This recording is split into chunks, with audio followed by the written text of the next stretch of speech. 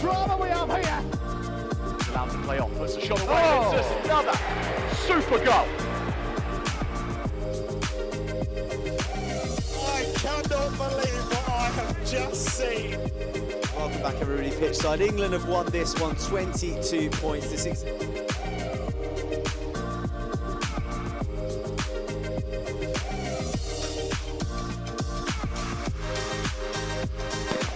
Electric out the blocks. Have completed the greatest of comebacks. Callum looking for Godfrey. Callum got Godfrey. It's Stephen Godfrey. He's at the goal. That's in goal. Stephen Godfrey. Your 2018 champions, the London Monarchs. Winners of 2018. Boys, well done, boys. Let's give it up. Go on, lads.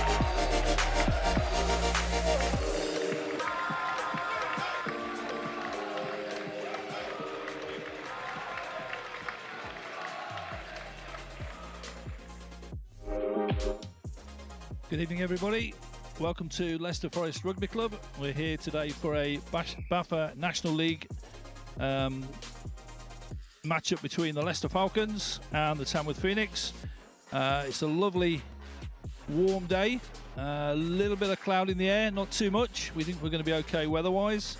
I'm joined today by Coach Rooney on co-commentary. Evening, Coach. Good afternoon, mate. Been waiting for this one a while. Yeah. Second time they've met this season, and it's an intriguing matchup between a perennial Premiership team where expectations are always high on the Phoenix, national champions in 2017. They're one of the teams to always be up there, well recognised. Brilliant programme run by Coach Jason Scott, and against them are the team that's run them closest this year. I think it was 12-7 in the first game. Yeah, the very first game of the season. I was at that game and it was close right till the end. Disputed call at the end, which could have gone either way. Mm-hmm. So, yeah, I mean, if you look at the scores, Tamworth have really romped everyone else, Mm-hmm. and it should be a tight game. Yeah, really looking forward to this one, and we know that Tamworth is exciting on offense, but they've had a very stifling defense this year. They've only conceded 7 points, and that was in the very first game of the season. Yeah. And from there, they've pitched shutouts along the way. So, big battle today to see if the Falcons can get going behind Dante Van Dijk and his high-powered offense. Because if they can get the ball moving, then we're going to see a contest. Yeah, it's been a strange season, to be honest, overall. Without dwelling on the negatives of it, at least we've had some football, and we've had some mismatches. We've had some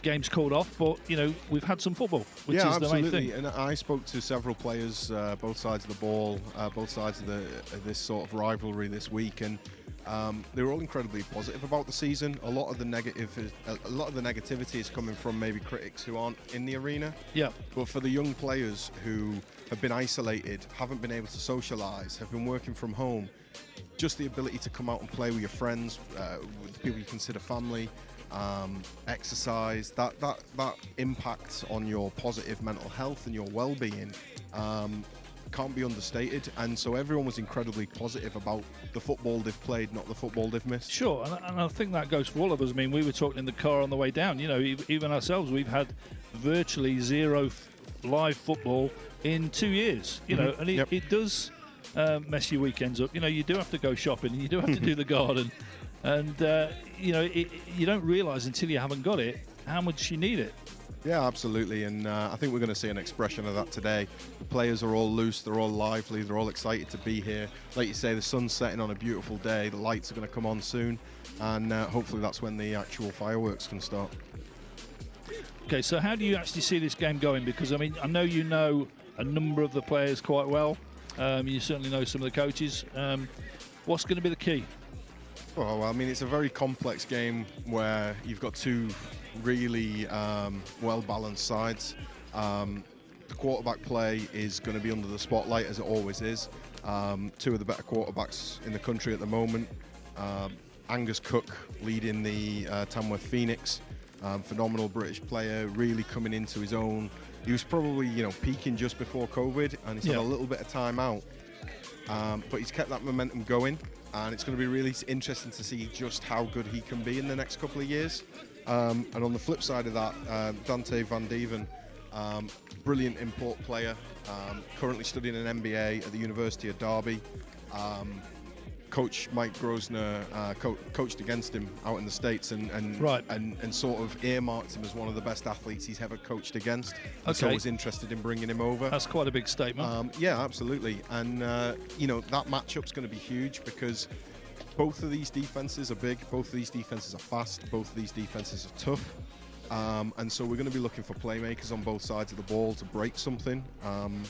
We know we've seen huge plays in the past from Kyron Watt from the Falcons. I had the pleasure of speaking to a young receiver, Jeffrey Adusi Ampong, earlier in the week. Right. And his energy was contagious, and he's super excited. And the Phoenix are excited about his play. And so, if a quarterback can find a connection early and start making some big plays, I think that's going to be where the game hinges. Other than that, I think we're going to see toughness, physicality.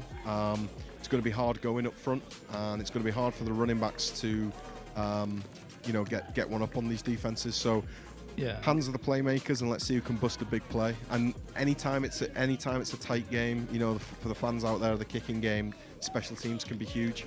I know how much emphasis Coach Scott puts on that phase of the game, and rightly so. And in Lenkowski, they've got one of the best kickers we've seen in Brit Ball for, he's been going for a decade, and he's brilliant. So right, if the defenses are stifling, who can win that field position? So do you think it'll be tight, or do you think we're in for a bit of a touchdown feast? I would be tight, and I reckon we'll see, I don't know, less than 40 points total, I'd imagine.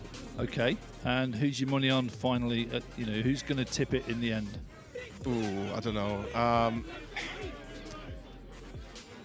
I know more about Jason than I know about Coach Mike Grosvenor. Right.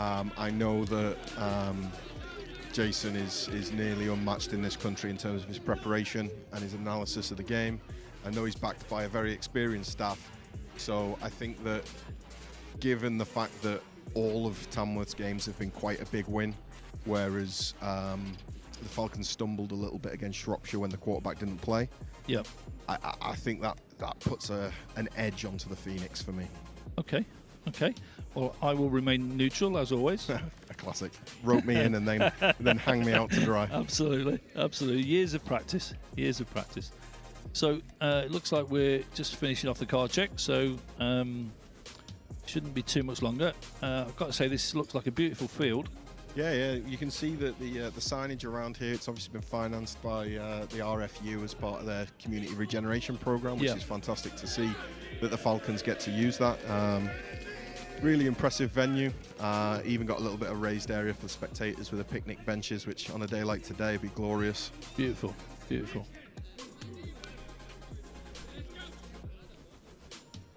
Seems to be some delay here. Number 14 must be causing waves. Let's have a look. Adam Dodd, one of the quarterbacks for the Falcons.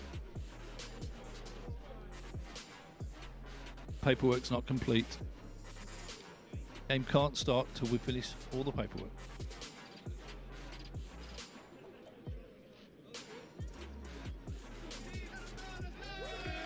Here we go.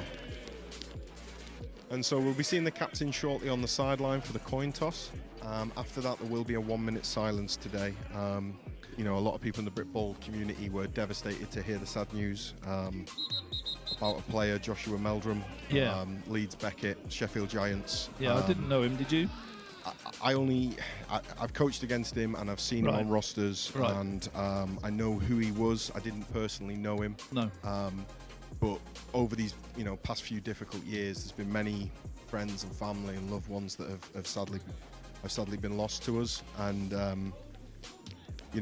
our deepest condolences go out to his family, his friends, his teammates. And it's always tragic to see and hear about, but it is heartwarming to see the response when the rivalries go away and people talk about how much people mean to each other in this game and how much people care.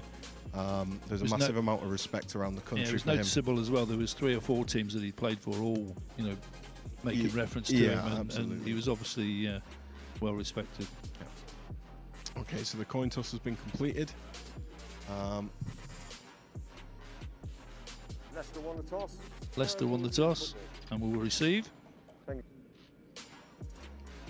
Okay, so we're going to have the minute silence now.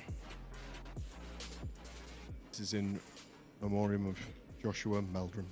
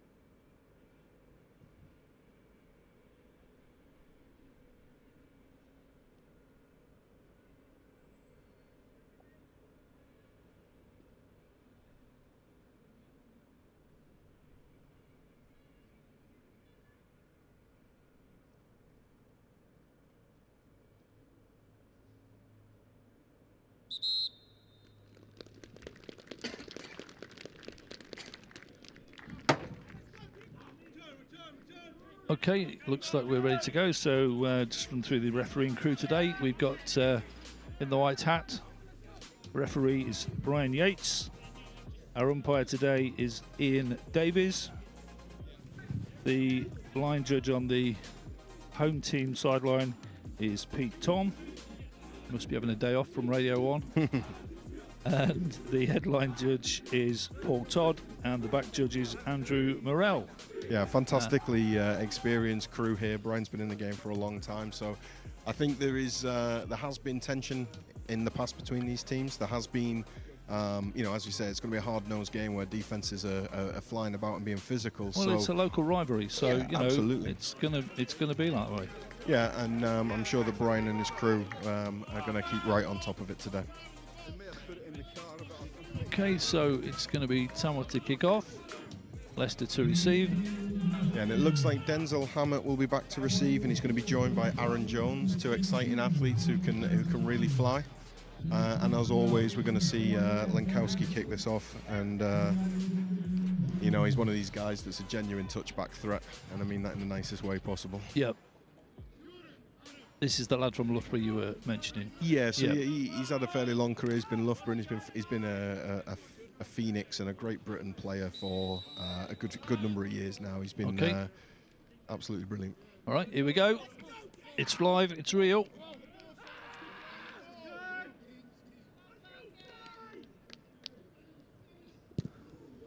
A good high kick. And it's received just on the Yeah, it's end interesting. zone It line. looks like he brought it out of the end zone, and it's not really paid off for him there, as he's taken it to about the 12-yard line. You know, maybe a little bit of pre-game nerves there, because that one looked like it would have gone dead, no problem. would you say that was an error? You should have just... I mean, yeah, but it's easy, as we said, to be a critic from up here, isn't it? Sure. I think you've got a young man who backs himself, full of confidence, Yeah. wants to get the ball in hands, wants to make a play. A couple of blocks don't go his way, and when you look at the result, it's a poor decision. We wouldn't have been calling it an error if he found a crease and took it all the way. Okay, so it's going to be 1st and 10 from the Falcons' 12-yard line, 13 that's right. maybe.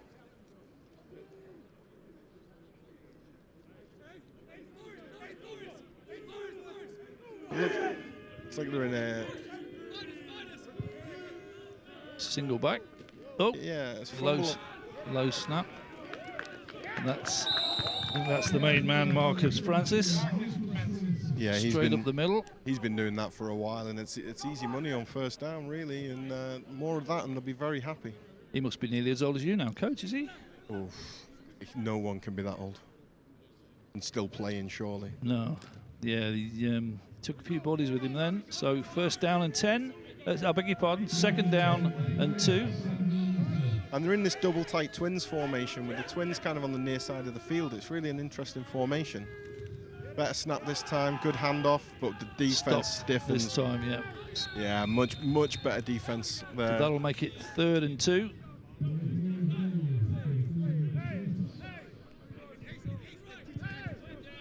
Speaking to the defensive captain of Tamworth, Nelson Charles Nwufu, he early this week was saying that playing linebacker behind this D-line is really straightforward. He said that they're so stout and resolute, and they just soak up these double teams. So you can see here that Leicester have got 2 tight ends, and that enables them to double almost everyone across the board, and it just means those linebackers can just play that safety valve.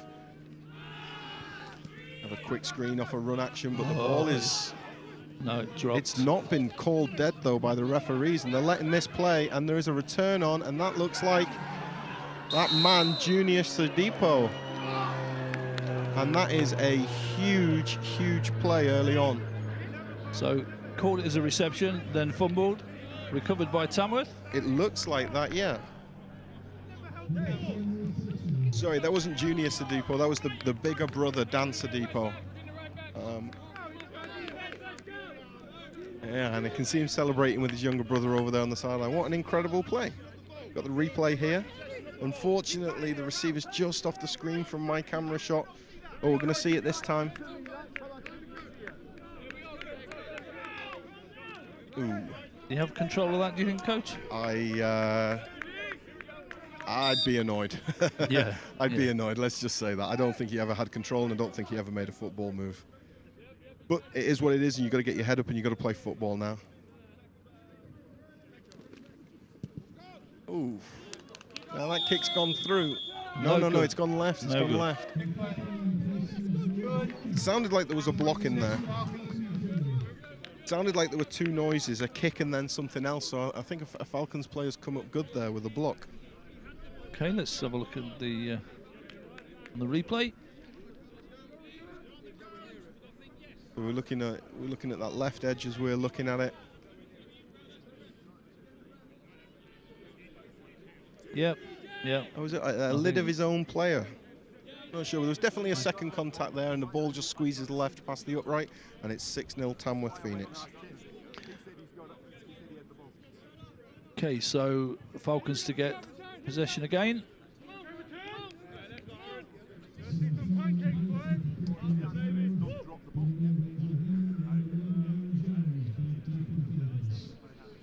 And we can see here Lankowski putting the ball down just before speaking to the rest of his kickoff unit.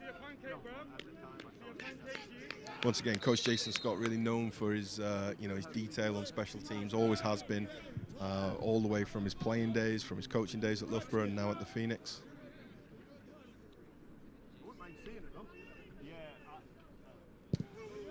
Another good kick, exactly the same as the one before. Yeah, and this time he takes the knee in the end zone for the touchback. Yeah, absolutely, and you can see the difference that the first play of the game and the 5th play of the game makes. Nerves calm down a little bit, that excitement, and a much cleaner decision here. And we're going to see the ball brought out to the 20. So 1st and 10 at the Falcons 20.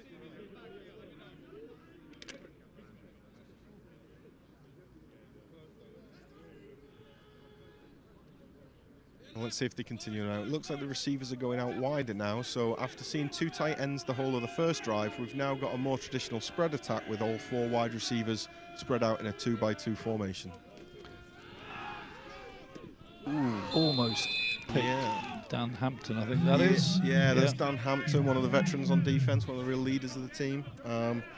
Says his teammates are describing him as an angry old man, and you can see there his head's going, he's excited, but he's disappointed. I can relate to that. Yeah. Good chance to make a play there as the QB just kind of looked like he hesitated between 2 of the receivers, because it looks like either of them could have made the play. So 2nd and 10. And we're back out in this doubles formation, 2-by-2.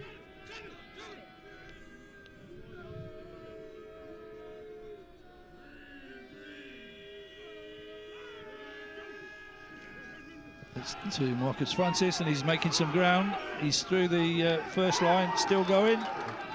Taking Tamworth players with him. Almost to halfway. No flags, so that looks like a 1st and 10. Yeah, and absolutely, what a way to strike back.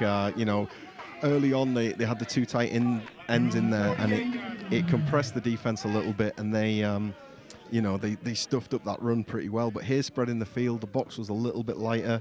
Marcus Francis, great power running, great speed. He's a big man to bring down. He's almost looking for the contact, isn't he, as he's going towards him, running with the ball, and certainly not shirking his responsibility there. Absolutely. So. And you know, two of those defensive backs involved in that player in the Great Britain squad, Will Hobbs and Dan Hampton. And we know they can tackle, and we know they're strong, good athletes, and it just gives you the sort of the scope of the job to try and bring Marcus Francis down. I wouldn't fancy it. No, me neither. No, we're going to have a bit of a penalty here. So delay a game. Delay of the game. Yep. Offense, 5-yard penalty, still first down.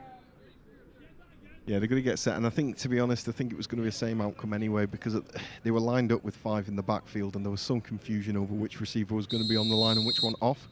So I think even if they'd managed to get the play off, they would have been in trouble there. Okay, so 1st and 15. Yeah, much clearer signals from the receivers this time. We're in 2-by-2.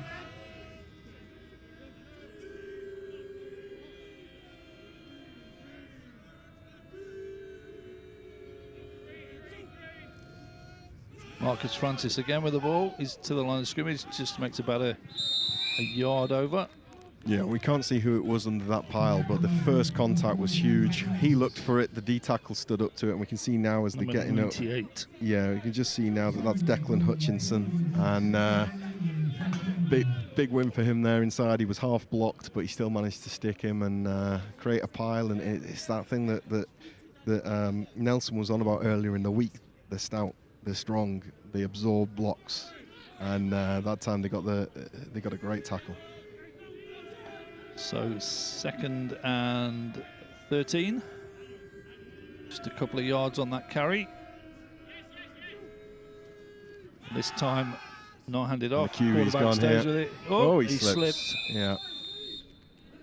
Well, that would have been interesting if he hadn't slipped.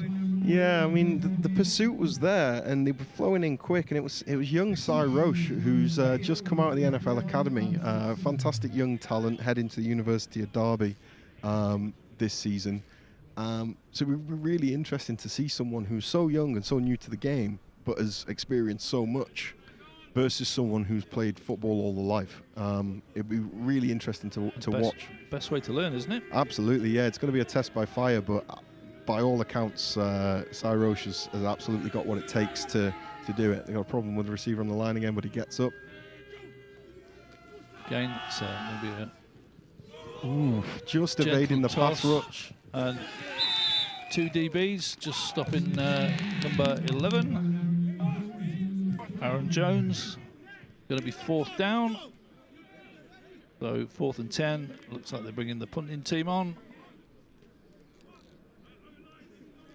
Yeah, it's an interesting kind of position, this right on the halfway line. Obviously, you've not got too much field to defend, but you've also can't really unleash a full punt. So we'll see if he manages to get some hang time on this, maybe some backspin, or whether he tries a directional one. Well, no, it was the Tamworth punter we were watching, wasn't it? Not the Leicester punter. Yeah.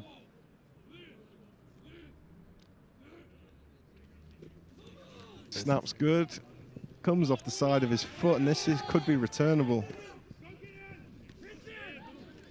2 guys missed him already. Got him in. 95, solid pursuit. Rob Rees, who's actually plays a bit of tight end, bit of D lineman. Great inside-out leverage. There was no way to cut back on him, and he wrapped him up really well in the open field. Okay, so turnover on downs. Tamworth will get the ball around the 20-yard line. It'll be interesting to see now, because it's first time the offense has been on. Yeah, absolutely, and you know it's been 15 minutes of real time where they've been warmed up, they've been hyped up, they've been ready to go. They probably know what play they're running. It's a long time to think about it. Let's see if they execute here.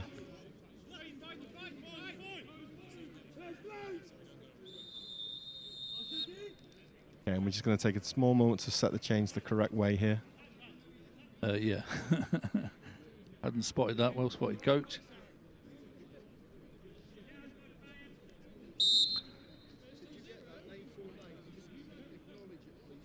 We're seeing at the moment, oh, okay, someone's coming over late to cover the slot.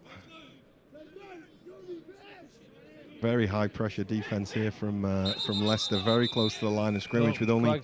Flags everywhere. Yeah, it's an interesting formation with only Courtney Attain deep. False start. 77 offense, 5 yards, still first down.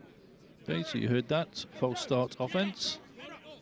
Well, that sort of leans into what I was saying before. You've got a long time to think about that first play. Yeah. A lot of emotions to pass. You know, your team's just taking the lead with a great defensive score, and how you control yourself in those situations can be key. Once again, Leicester Falcons extremely close to the line of scrimmage all across the board, just free safety deep. That looks like a great call in that situation. That's your man Dick Carr, number 58.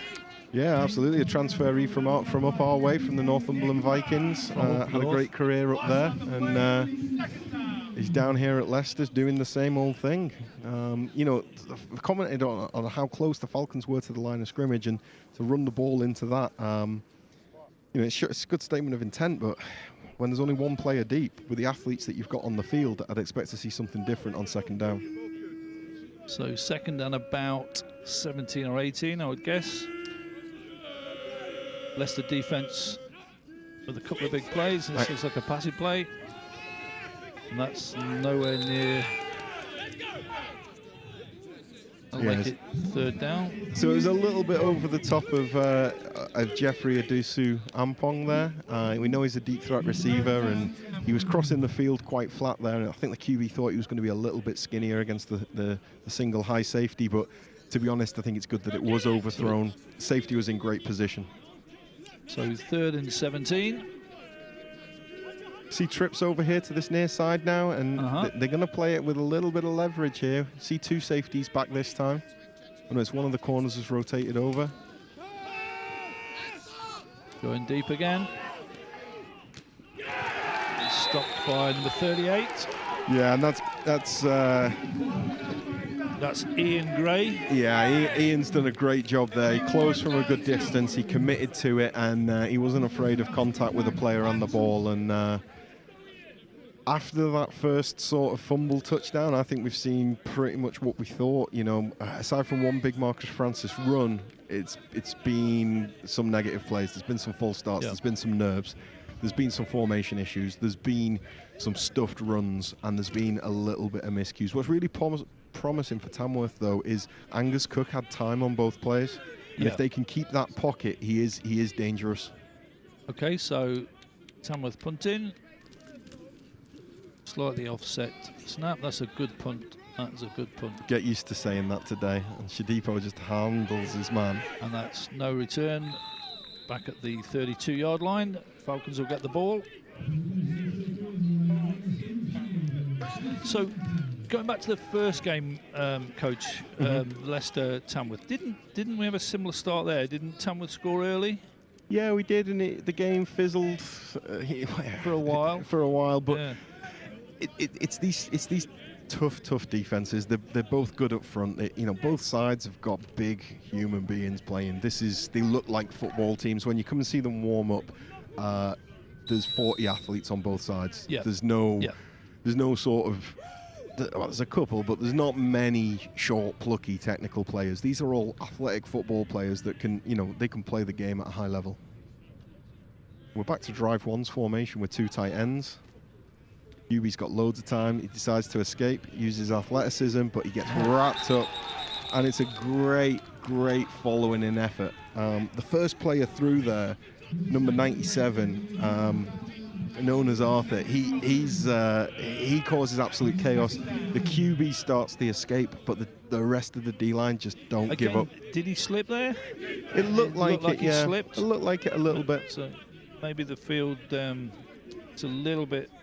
Well, it wouldn't be wet, would it? No, but it's one of these interesting 3G surfaces where you're only allowed on in studded boots. You're not allowed blades. Okay.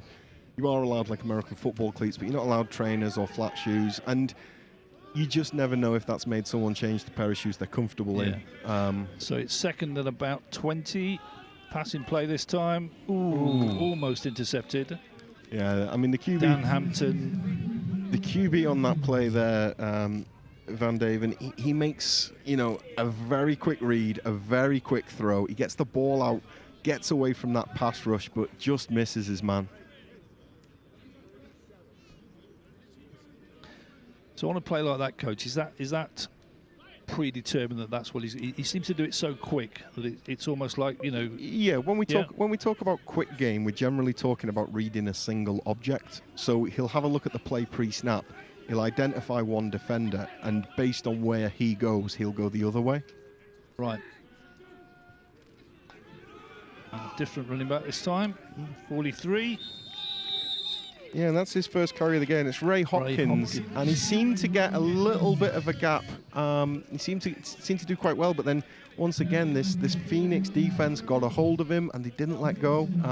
He was spinning and trying to rumble through, but that hand was enough. He just held on. Yeah, absolutely, very good linebacker play there to clean up. Tamworth defense swarming there, so it's going to be 4th down. There's going to be a punt to Leicester.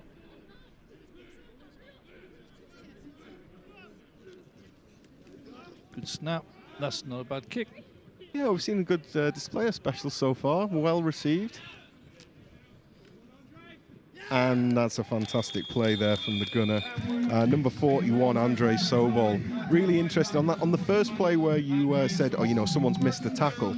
Yeah. Depending on your special team scheme, it can be the right thing for the gunner to make the guy stop his feet.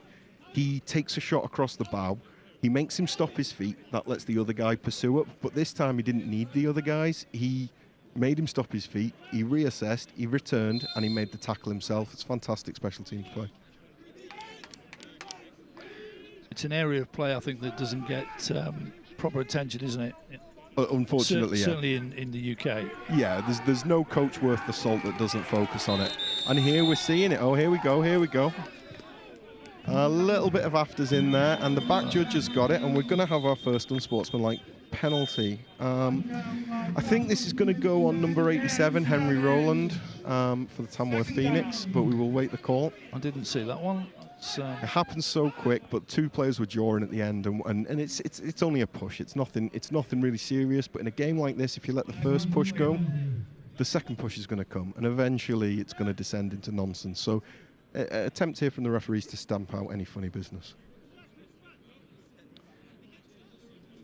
Green captain's just signalled to his sideline that they're going back, so it looks like it's going to be an unsportsmanlike. Dead ball, personal foul, number 87, unnecessary roughness. After the play, 15-yard penalty. It is now second down. Okay, so I mean, number 87 is going to be pleased with that because it's gone down as a personal foul, which means that he's not going to get ejected for another one, which is quite a good thing. And you know, it's a signal of intent, though. Like I talked about how tough the defenses are and how they want to hit. Well, the offenses want to hit as well. We've seen the running backs plowing into people. We've now seen a receiver getting into some afters. These guys want to play. I don't mind a bit of that. I think it makes the game. Here we go. That's Holds opening up. Yeah, it's a fantastic run there. And we're already seeing the rotation here. So that's Wellington Taiaferri, and lovingly known as Welly to his friends. And I think that's already the 3rd running back or 2nd running back we've seen today. We've seen Dejali for certain. I think we might have seen Victor Da Silva as well. But we're seeing this stable of running backs that can all do it. But it's still 3rd. Here he is again. Great spin move, but the good pursuit, and they wrap again. And we're still 3rd and about 20. That's going to bring up 4th down. It's decision time. And I tell you what, Rob Rees, number 95, comes up celebrating there, and you know he's made a big special teams play. He's involved in the pursuit, and he's brought a guy down, and he's real happy about it. As he should be. Yeah. This game, we love it. This is why we do it, and it's about passion. And you know, these teams clearly are into this.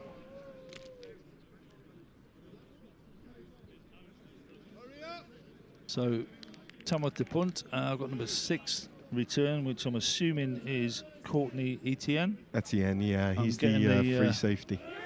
I'm getting oh dear. And Leicester seem to have the ball. And It's, you know what, it's that man Rob Rees as well. What a quarter he's had so far. He's had a huge defensive play and 2 massive special teams plays. Viewers at home might be wondering why, you know, it's not running into the kicker. Well, when the kick's blocked, you're allowed to go into the kicker. Let's just see this on the replay. Oh, the poor snap. Also, when the ball's fumbled, yeah. The punter then becomes a runner. Once there's a fumble in play, you'll see the referee's beanbag come in. And actually, that's why the contact with the punter's allowed. But once again, we're making reference to special teams plays, aren't we? Absolutely, yeah. And it's so important in the game. Massively so, and especially when the defenses are good. Defenses can limit offenses' drives, but special teams determines where drives start. And here, now. Yeah, absolutely. When you start this close to the goal line, your expected points goes way up. QB carries the ball, and a keeper.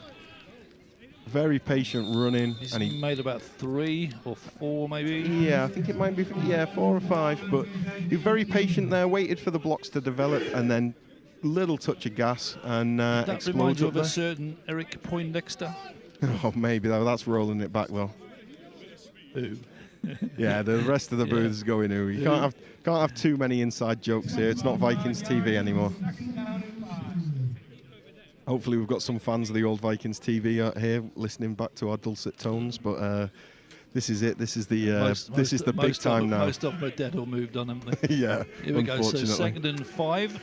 Yeah, and we're back in this double tight end where they started the game. They've had the most success in this formation.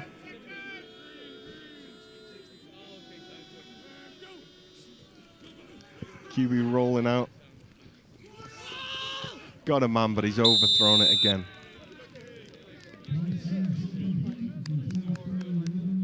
That's another player who's had a bright quarter, though. He's targeting Aaron Jones, the wide receiver, and he's been targeted a few times as well. He's one of these playmakers where we're saying if we can get a connection between a quarterback and a receiver, that could be the difference. It's quite a way away, that one, wasn't it? It was, yeah. Now, a quarterback rolling out to the wrong side is much more difficult. Yeah. You've really got to work hard to get your feet set, to get your hips round, to be able to get a stable throwing position. So he had a blocker in front there. So was that a potential run one, or was it always going to be a throw? Potentially, but I think what really made him make the decision is the receiver was open, so he threw it before he was ready to throw it. Right. Okay, so 3rd down. 5 yards to go. And we've got a timeout from Leicester because it looks like they've got 10 men on the field. Looks like they were trying to draw them offside, but I'm having a quick count here. Prior to the flag being thrown, timeout. It looks like there was only 10 men on the field for the Falcons, and they were quick to call a timeout there. It looked like it was kind of lucky, though, because it looks like they were trying to make them jump offside. Phoenix showing great discipline. Falcons showing great discipline. No wobbles. But, yeah, we've just seen number 10 shout to the sideline, Danny Burton. He's been around this program for a long time, and he, you know, leadership in close games is vital, and he's trying to get his guys right and get 11 guys in the huddle, and they've got a really good chance here, 3rd and 5 from about the 11-yard line to do something about this scoreline.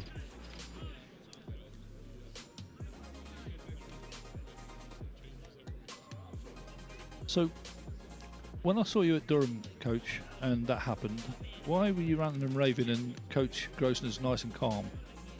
Different styles for different people. Okay, right. You know, some people I thought it was traditional to rant at the referee and then rant at the players. We'll see. Some people have that persona where it's all fire all the time, and some people are ice and ice cold, and we'll see how it goes. Okay, and fair enough. Fair comment. Fair comment.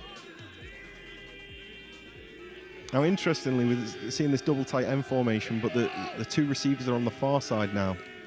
Much nicer for the QB and his arm. Because he's right-handed. Well, yeah, and just the way he's been throwing. He's thrown left twice and missed. He's gone.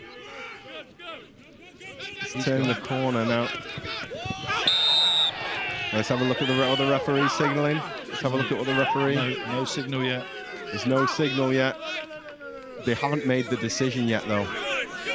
So he's really close on the pylon. And here's one of these things where you are only out of bounds when you touch something out of bounds. So if you jump up into the air and cross the goal line extends around the world. Yeah, Touchdown. And that's what they were trying to say.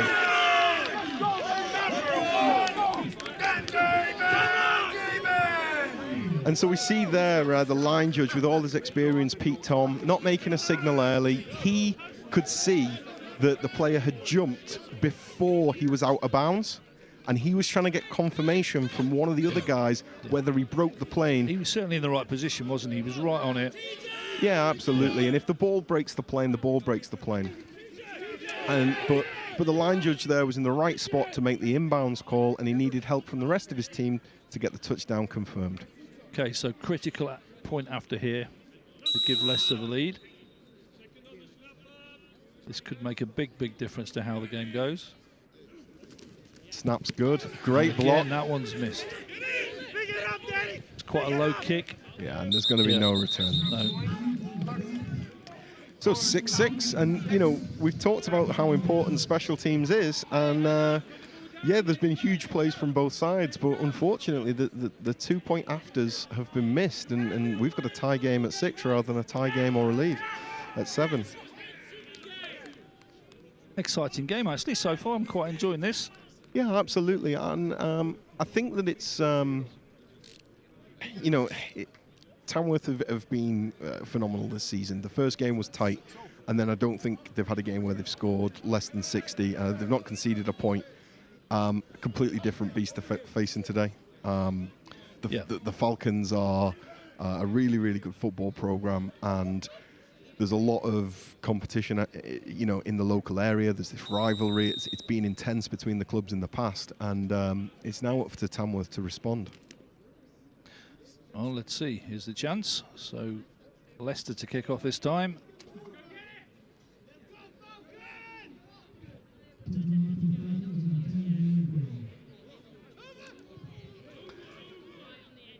And it's the veteran Danny Burton to kick off. And you know, with Danny and Lenkowski, we've got 2 excellent kicker punters who are leaders as well. It's number 13. Chris Wedderburn. Yeah, and it's a good tackle at the second level. He missed the missiles. He made them miss but the second layer closed in. Now, Chris Wedderburn is a phenomenal receiver. You don't want to give him too much space. Very fast, very good route runner, very good running once he's caught the ball. So it makes complete sense to have him back there as a returner. And the Phoenix will be glad of that return because they're on about the 32-yard line. Yeah, so it's 1st and 10 from their own 32.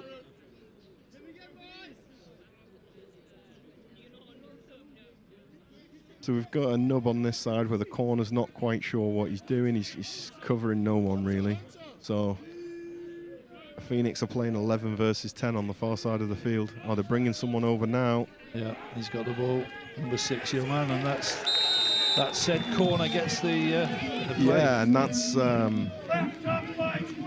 Manny Matsakiran. Yeah, and that's not where the Phoenix want to be. I mean, if a player takes himself out the play and hangs as a massive overhang, running a player on his own into him is doesn't make much sense. But you know, one of the principles of offense is make the cover guys tackle, and number 20 is 1 from 1 in the open field, so he'll be pleased with that. So 2nd and 14, loss on the play. And that's caught. It's caught, and it takes them back to about second. It's going to be 3rd and 9, isn't it? Okay, maybe 3rd and 8. So it's a good progress of 6 or 7 yards, but it still leaves them in 3rd and long. So that was your man, Jeffrey. Yeah, I think you spoke to him in the week. Yeah, I did, and he's a bright, young, exciting player, and he's obviously talented. But what I really liked about him was his leadership, his approach to the game. He coaches women's football in his local town, Peterborough. Right. And you know, when someone's young and giving back, it's just fantastic to see. That's good coverage. Yeah, that's good coverage. No. Yeah, and there's going to be sharp. Someone asking for PI, but I don't think it was catchable. Well, I don't know if it was catchable, but I also think there's a bit of, you know, he's leaning on him and he's leaning on him. Like, yeah, they've both got the right to the ball, haven't they? Yeah, and if one player leans, the other player can lean back, and if one player puts his arms up, the other player can put his arms up. Okay, so that'll be 4th down. Decision coming here for Tamworth. Looks like we have a kicker on the field, so Yeah, I'm we guessing do. we're going to punt. Yeah, looks like it. It's a safe decision. It is the safe decision, but you know, Lenny's got such experience in the game, and he's a very good athlete.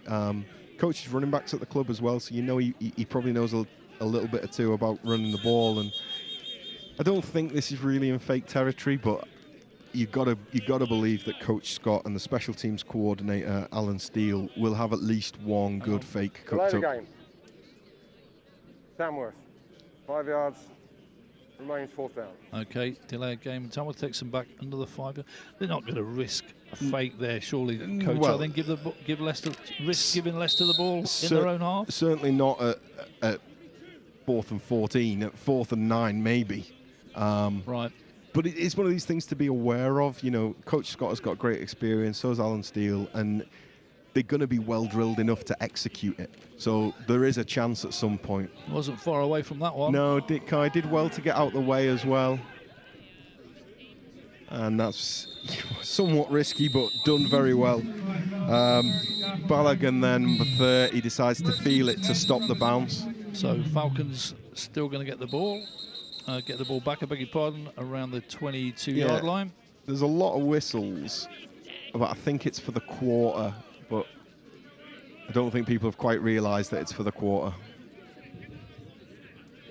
That's the end of the first quarter with the score.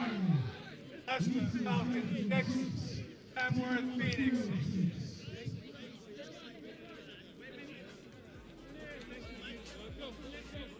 And so first quarter's kind of as we expected, fairly low scoring.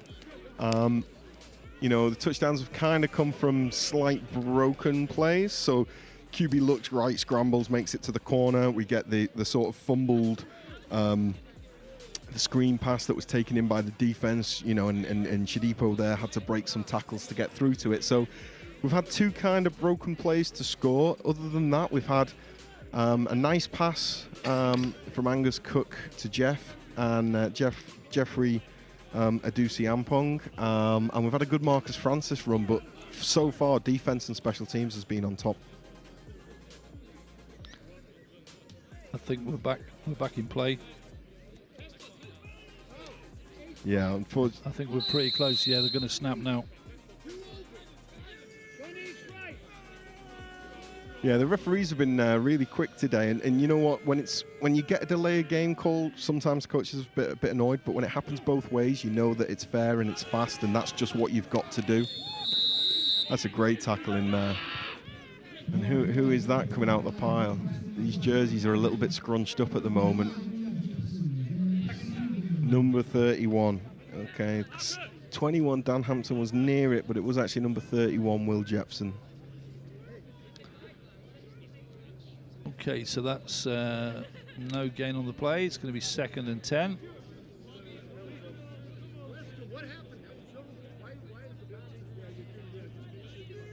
I'm seeing here quite a clash in styles defensively.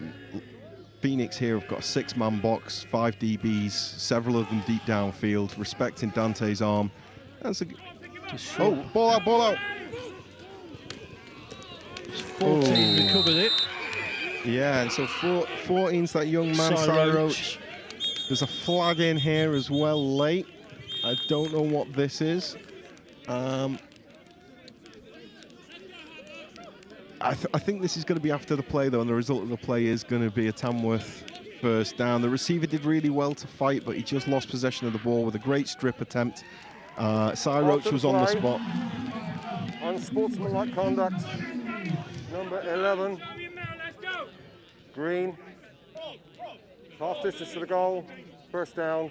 That is number 11's first unsportsmanlike conduct foul. Okay, so we talked about Aaron Jones quite a little bit in the first quarter. He had an exceptional first quarter, and unfortunately he's not started the second quarter the same way. He's had the ball stripped, which is unfortunate, and then it looks like he's picked up the unsportsmanlike penalty again at the end. And I think all he's done, he's hit someone late after the play, and we saw the flag come in late, and it did look like. Okay, so again, Tamworth take over deep in Leicester territory. 1st and 10 around the 10, so it could even be first to goal. Number 5 Yeah, with no. the ball. Yeah, that'll be Elliot Walters, and you see in this rotation of running backs, that's definitely the third player to carry the ball from this Phoenix stable. Elliot Walters is one of the smaller players on the field, but he's unbelievably quick. You know, the first 20 yards, he's very shifty. He can change direction, and he's been doing this for years. He's done it at Birmingham Lions, and he's done it here at the Phoenix. Second and goal. Second and goal from about the 4-yard line. And here we go again. Elliot Walters, there's a huge hold, and they've got it, okay? There's a flag. Yeah, there's a huge hold. Sorry if you're hearing anything over the microphones there. Again. He's had a good game. Just listen to Brian Yates on what the call is. Yeah, it's almost certainly holding on the left tackle. It was almost like a horse collar. The defender was on his pursuit lane, and he still had hold of his jersey from behind.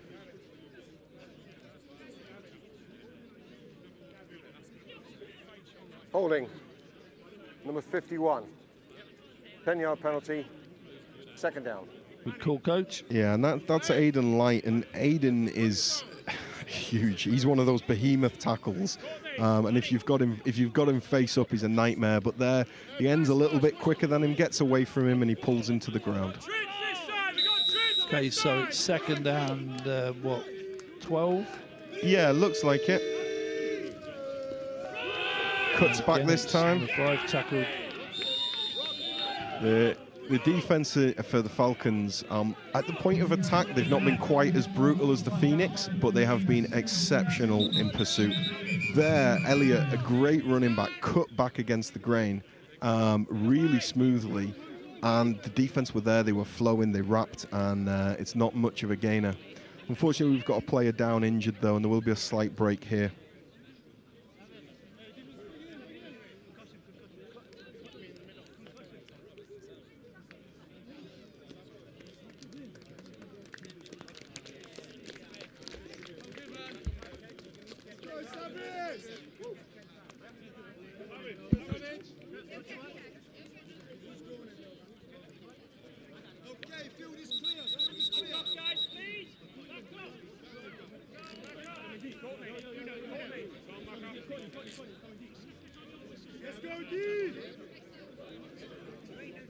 Okay, so the ball's in and with third down, and it looks like it's third and goal from the 10 almost exactly. 2-by-2 formation, still got Elliot Walters in the backfield. Looks like a passing play this time. No, he's decided to run. Shovel pass.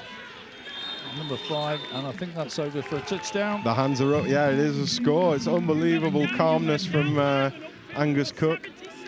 I can remember him playing in the North-South All-Star game and completing one of those for a touchdown as well. So he's got form on the old underhand, you know, the Aaron Rodgers, Brett Favre sort of gunslinger approach. It was a passing play. He did really well to keep his feet alive. And the receiver turned to face, and Elliot Walters did the rest. Might be hearing some things over the microphone there. We've got some pitch-side mics for crowd noise, etc., and for game noises. If you do hear any swearing, we do apologise. And this time the point extra is good. Makes the score Tamworth 13, Leicester 6.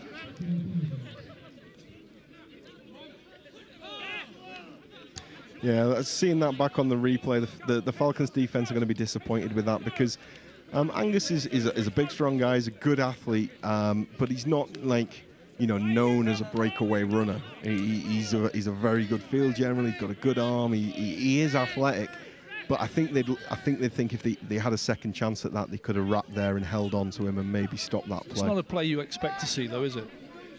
No, but when the pass rush has been working, and okay, he's had time previously, but as Rob Rees gets into it from D end, he's very long and he's rangy and he's getting around the corner.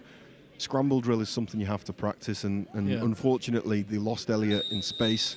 You can't give him a crease; he'll finish the job. And Angus is cool, a gunslinger, flicks the ball out to him, and it's an easy completion. A lot of QBs would have tried to complete the full mechanic and probably overthrown him by 2 or 3 yards there, but Angus actually just pulls the ball down and distributes it to a playmaker, which ultimately is what the Phoenix offense is about. Everyone's an athlete, everyone can play ball, everyone can do run, pass, and just get the ball in space. Another good kick. This time it's number 31, Denzel. And he runs the ball hard, but straight into the pursuit. And it's getting a little bit more, a little bit edgier out there. A Phoenix player just hits the pile with just a touch more venom than's needed after the whistle's gone, but gets away with it, and it's absolutely fine. So it's going to be 1st and 10. Falcons on their own 18-yard line. Plenty of time left. I think we've still got about 12 minutes. Yep. Yeah. 12:41. So and they've been in the huddle quite a long time here, and I don't know if the ball's in. And we have been very quick on the clock, and we've had to delay a game so far. So we'd like to see these offenses hurry it up a little bit. And I know it is after a change of possession, so they've got the longer play clock, but still don't want to see this game, you know, descend into a load of flags.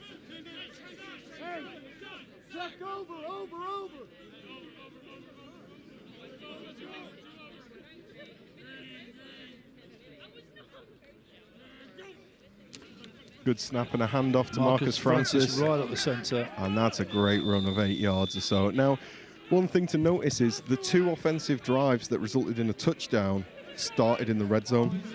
Your chance of scoring, your expected score goes way up when the field's short. The closer you can get the ball to the goal line, the better.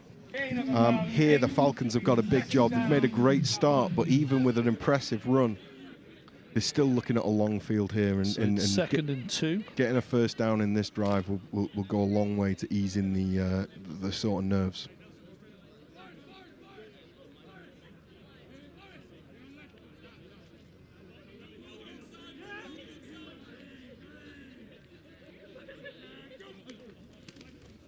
And this time Dante keeps it, and it's pursued by Tamworth and throws the ball away. Yeah, you know, he gets it in the area of a receiver, but it really looks like he was just making sure he didn't get sacked. That's Arthur again on the D-line, playing number 97. The Tamworth defense starting to apply the pressure now. 3rd down. Yeah, and actually, the run fake was pretty good. The O-line took off at angles. The defense engaged with them. The ball fake was good. But the backside guy did his job, and he did his job properly and stayed disciplined and focused, and that's why the play was over quickly. And this time Marcus Francis again. Oh, he's dropped. I think the ball's dropped. I'm pretty sure that was fumbled. Now that is a hell of a stick in the hole, and that's Cy Roche again. So we're talking about a young guy who started playing the game probably, I can't imagine it's more than 2 years ago. He started at the NFL Academy.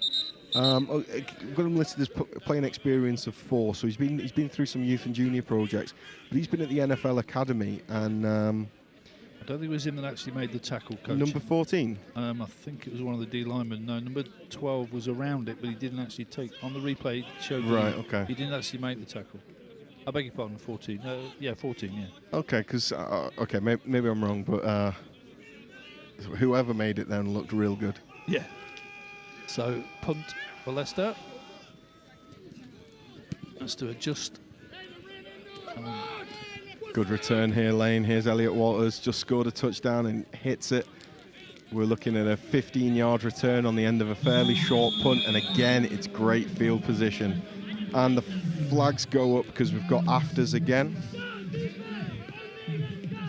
And unfortunately, that man, Aaron Jones, is in the middle of it. He has got to get himself out of there and calm himself down because he's already got 1 unsportsmanlike conduct. Not saying that it was him that game, that play, but there's a little bit going on. 95 and 12, I think it was.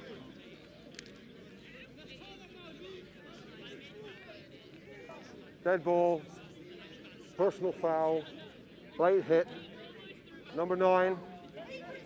Dead ball, unsportsmanlike conduct. Number 97, Tamworth. Those penalties by rule cancel. That's number 97's first unsportsmanlike conduct of the foul of the game. Okay, so we have a late hit that causes an unnecessary reaction, and we get the penalties offset and cancelled. But now we have number 11 on an unsportsmanlike and number 97 one aside. We don't want to see these players leave the game, because actually number 11 had an unbelievable first quarter. Number 97 was in on that pass rush, made the QB throw early. We really want to see the best players in the game, and it's just at that period where it's, like I said at the start of this drive, it's starting to get a little bit more touchy. It's a fine line, isn't it? It's Absolutely, it's a yeah. very This fine is line between doing that little bit extra and just going a little bit too far. It's not my style, but a lot of coaches get very militaristic with this, and there's a lot of old quotes and analogies about war and trenches and all that. Yeah. And sometimes players get hyped up into a zone where, the way to get one up on your opponent is to be violent, to make a hit, to use your hands, to upset them, psychologically. And it is a fine line to walk, because it is one of the most physical games on the planet, and we want players to express themselves. Good jet sweep here. Great tackle, great pursuit. No, unfortunately, it's going to be a flag and a horse collar, and that's going to be a first down. James Beckett.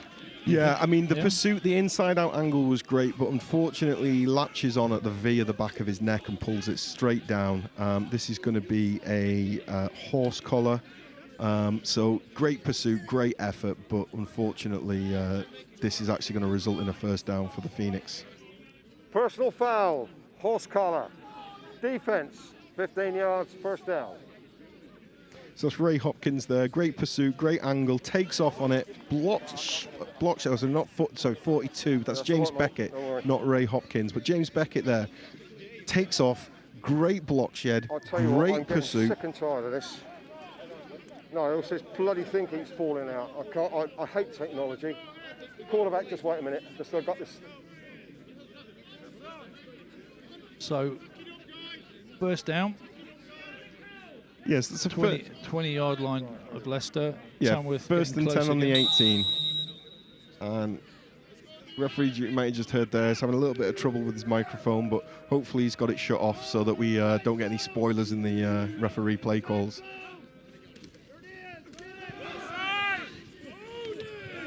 It's good pursuit from Leicester defence. And again, so you've just made what looked like a great play, James Beckett, and then get the horse collar. He's there again on the pursuit, inside out leverage. Now, okay, it's the spill guy that gets him this time, but 42 is fired up and he is chasing down the ball carrier. And against these ball carriers, they're so athletic, they're so fast. The 42 is absolutely flying out there. Timeout was tried to be called, but it was too late. And he's got a receiver wide open.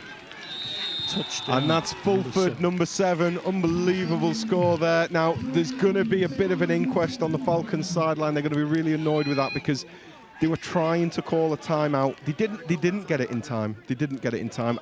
I heard them, but I'd seen the ball get snapped. And, if you think 1 second quicker, that's not a touchdown because you get the timeout. But unfortunately, they didn't get it in. Again, Angus really good in the pocket, rode the pressure, extended the play a little bit, and number 7 came all the way across the field to find a soft zone. And actually, unfortunately, it was behind number 42, who's been firing so hard in the run game that perhaps he was underneath that a little bit and could have been a little bit deeper. High snap, but brought down. Oh, no, and there's... More Unfortunately... flags. Unfortunately, the Falcons player looks like he's rolled into the kicker's standing leg, which is always a nasty one. Lenny's a tough guy. He doesn't look in too much distress, but it does look sore. There doesn't seem to be any, afters or whatnot.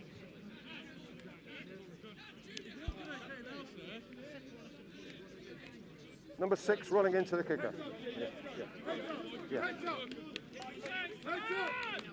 And yeah, that penalty's just given us running into the kicker. There was no intent there. So the net result of that is the point after is good, making the score Tamworth 20, Leicester 6. Yep, and absolutely, we've got 3 offensive scores when they've started with the ball inside the 30.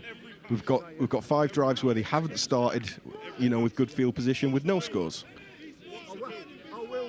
Those last 2 scores as well were both when the quarterback was under pressure. Yeah, Angus. Good decision making. Yeah, early on he had quite a lot of time. That time's getting shorter, but he's finding a way of extending it with his feet. He's keeping his eyes downfield. He's keeping the ball in a very sort of set, presentable position, so he can release the ball quickly. And at the minute, the connection between Angus and his receivers is slightly ahead of Dante and his receivers. We really need Dante to get a hookup with one of his athletes, find a bit of space, and get them back in this game. And it looks like good news that Lankowski is up, so he's shaken off being rolled into, and he's going to kick this ball, and he's moving absolutely fine, which is great news. Kickers are made of strong stuff. Oh, absolutely, and he absolutely Nailed puts it. all of what he... Oh, whoa, here we go. We have got flags on the field, and I think this... Yeah, well, I'll not pass judgment, but I know what I'd be calling if I was an official. I missed that one. I was looking at the ball. Yeah, unfortunately, a Tamworth player headbutted a Falcons player after the play. Oh, dear. And unfortunately, the Falcons player punched him straight back afterwards. So, bit of a difficult one. You see, a lot of people will be looking at the ball in the end zone, but we knew it was going there. Let's hear what he's got to say.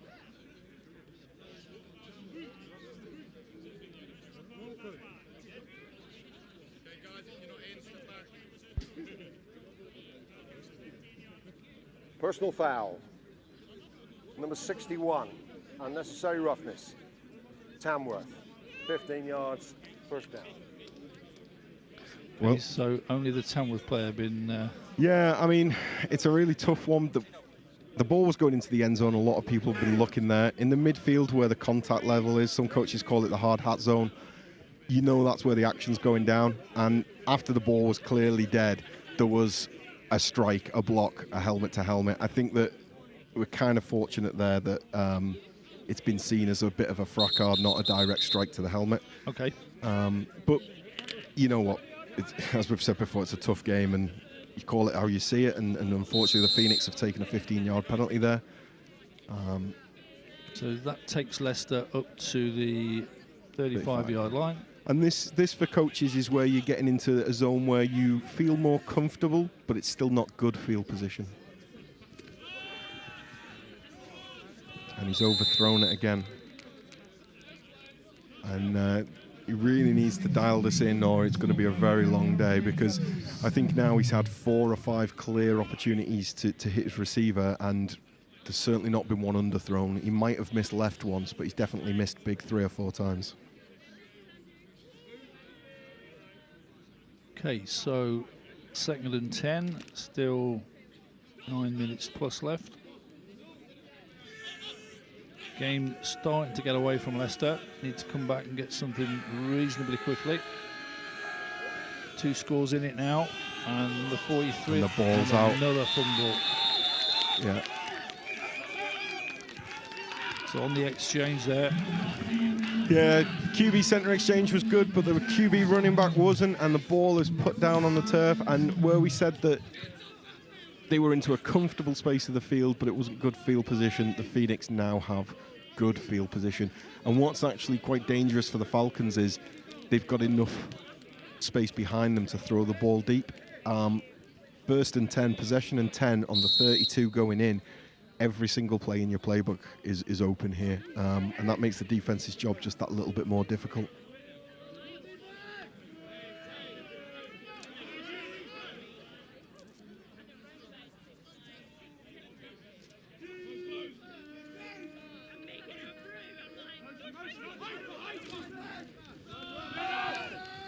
So that's number 25. Mass defense from the Falcons, but he's made about 6 or 7. And again, we're seeing a back to the I think the first player that carried the ball today, Deji Ali. One of the leaders of the offense, one of the veteran players, stunning career at the Blitz, continued his stunning career here, joined in 2017 when they won the national championship. And Oh, he's pulled it this time. Whoa, great spin move, but actually, This is getting our hand now. This is getting a little bit silly. That was number 13 there. 13, Chris Widderburn. Now, he runs a great route. Angus pulls the ball and does unbelievably well. And actually, you know, number 20, Manny Matsukotore, he's made 3 out of 3 or 4 out of 4 tackles. He's wrapped really well. And unfortunately, if the referees have seen this, I wouldn't be surprised to see if Chris goes here, because it's a kick out. It was a deliberate kick, wasn't it? It was a deliberate kick in the head and then threw the ball at him. It's disappointing. Chris is a phenomenal player. I don't know what's going on the field, but it's difficult to see. Well, I think the thing there as well, he caught the ball. It was really unnecessary, wasn't it? You know, I mean, yeah, as a coach, you wouldn't be happy about that. No, he caught the ball, and to be honest, the DB, yes, he's wrapped up in his legs. He might feel that he's twisting him. He might feel that he's kicking out to save his legs.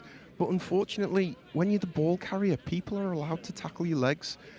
And we just don't want to see it, especially not a player as good as Chris. He's a phenomenal wide receiver, unbelievable route runner. He's just gained several yards with his team, but it's ugly, unfortunately. No, I don't.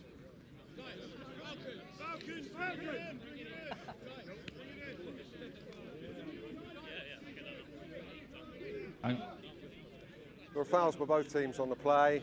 The personal foul, late hit by the tackler, green.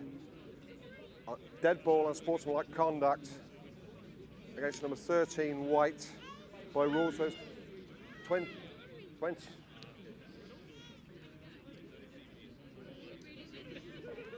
The dead ball personal foul was on number 20, green. Dead ball and sportsmanlike conduct was on number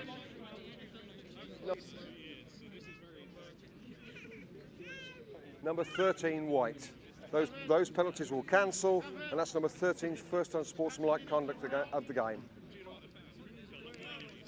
So 3 unsportsmanlikes we're on now. Yeah. 2 for Tamworth, 1 for Leicester. It's, you know, I didn't see what triggered the penalty on number 20, green, but he's obviously, like, when he's on the floor, there's a bit of a twist or a push off, and that's what's caused the kick out, maybe. We don't want to see any more of it, quite frankly. All these players are way too good for this, and let's hopefully the football can show now. So the net result of that is that it's first down.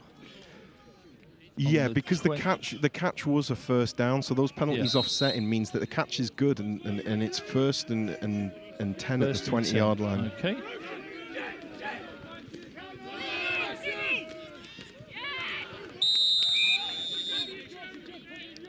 And it's been really interesting to see them run that motion off, you know, they've run a few jet sweeps, starting to bring the inside zone back the other way. Deji with a good strong run there for a 3-yard gain inside against this defense is pretty good. And they're going quite quick here. Again, it's Deji Ali. Yeah, he's doing well, and he's added 5 maybe there, and I think we're going to have a 3rd and short on about the 11-yard line. Really interesting to see the Knicks speed that up a little bit. Unfortunately, Deji's slow to get up, and we know someone of his caliber, someone who's played the game at the level he has. He's a tough guy. We know that this is probably something that's sore. He's certainly not the type of player to go down lightly.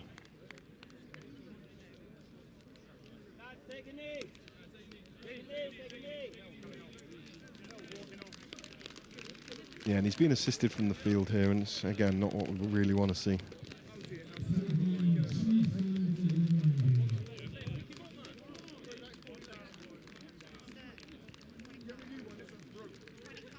So we are going to have that 3rd and short. It looks like it's a long 1 or 2. So yeah, 3rd and 2 on about the 12-yard line going in. If they get the first down here, it will be on goal. So, you know, we know there's 4 or 5 plays to the end zone here.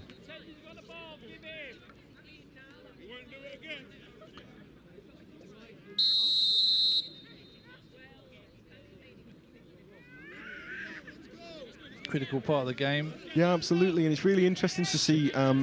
You know, the OC Hossack really concerned about his player, which is obvious, so that coach Jason Scott comes on and calls this play. It's obviously they're used to working with each other. They're used to working with each other, seamless. Jason just comes on, calls a play. Looks like the QB's checked it at the line, and we've got whistles and a flag again. And this is false start being False signalled start. in by the line Number judge. 13, offense. 5 yards, third down. And so that's number 13, Chris Widderburn, with a little movement, and it looks like we're going to be 3rd and 8 now.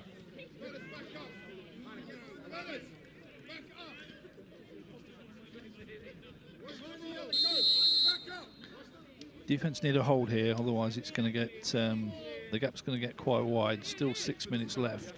Yeah, I mean, the Falcons have definitely got the athletes to change the game in a blink of an eye. Any sort of big play here and then a quick score, and they'll be feeling a lot better going into the half. They get hands on Angus, but he escapes, extends the play. That's intercepted. And it's intercepted by, again, number 6. Yeah, it's Courtney Etienne, free safety on the tip ball, but we have a flag on the play. Now, I think this might be holding on the pass rusher.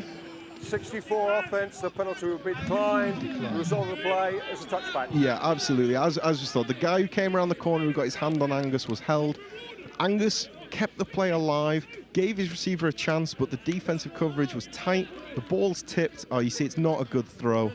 The ball's tipped. It's got a bit of a wobble on it, hasn't it? It has, one, yeah. He won't be happy with that. He probably feels he could tuck that and run a little bit. But it was a bit like one of my throws, that one, Coach. A bit further than you can make it, Mick. Yeah, just a bit.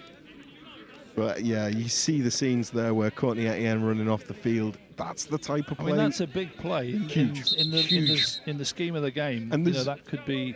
Coaches talk about, we're not quite there yet, but coaches, you know, modern analysis talk about the middle 8 of a game, the 4 minutes before the halftime, the 4 minutes after halftime. Yep. If you can score before halftime and then score after halftime, you can swing any game in the blink of an eye. And this is what the Falcons have to be playing for now. They have to go into the locker room with a good feeling.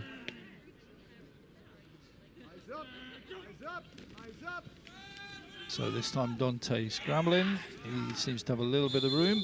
Makes 3 or 4 yards. Yeah, it's a nice, easy first play. And now that was not a scramble. That was a design QB run. You could see he took the ball away straight away. It was almost an amble, wasn't it? It was very relaxed. Yeah, but it's zone blocking up front, and you can see that the old linemen are there. What the defense did really well is they extended the play. They stretched it out across the whole field, and he didn't have a seam before he ran out of room. Right. And so it's a 2-yard game, but it's a big win for the defense. Gap sound, great pursuit, great energy, and they just ran him out of room. We know he's fast enough; he could get to the sideline quicker. But what's the point in running out of bounds quicker? 2nd and 8. Still deep in their own territory. Pass there to we number go. 17. First completion as well, I think, for the Falcons, which is good. Number 17, Tom Jarrett, catches the ball. Another veteran of this team, has been around for many years, and actually we can see on the sideline the Falcons, the Falcon mascot's marching now. I think he's feeling it. 3rd and 5. He's down to the right, Michael. Here he is. Yeah, when the mascot's getting into it, you know you're creeping back into this game, and it's good to see.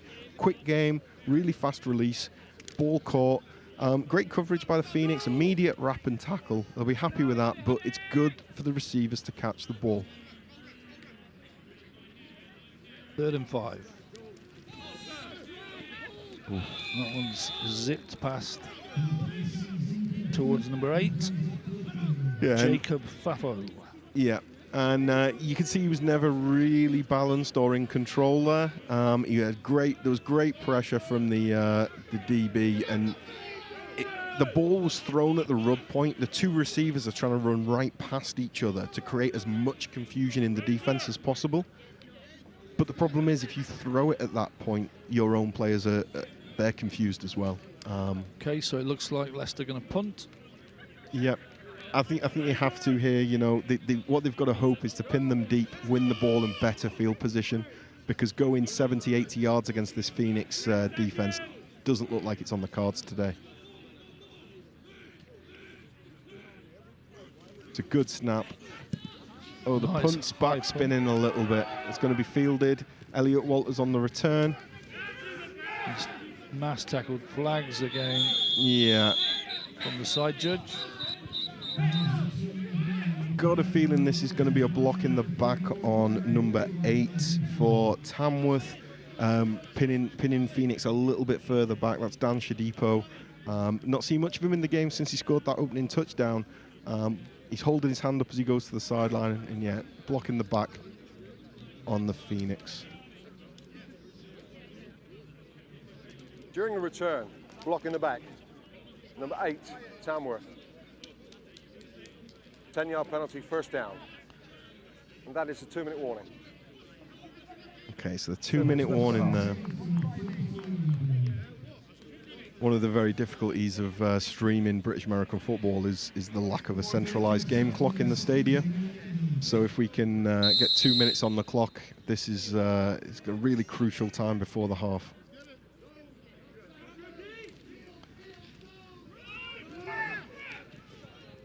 Quarterback getting a nice block in there. Yeah, I love it. The people are upset. The sideline's shouting ref, but they're not actually sure what they're upset about, because that's just a great block from Angus.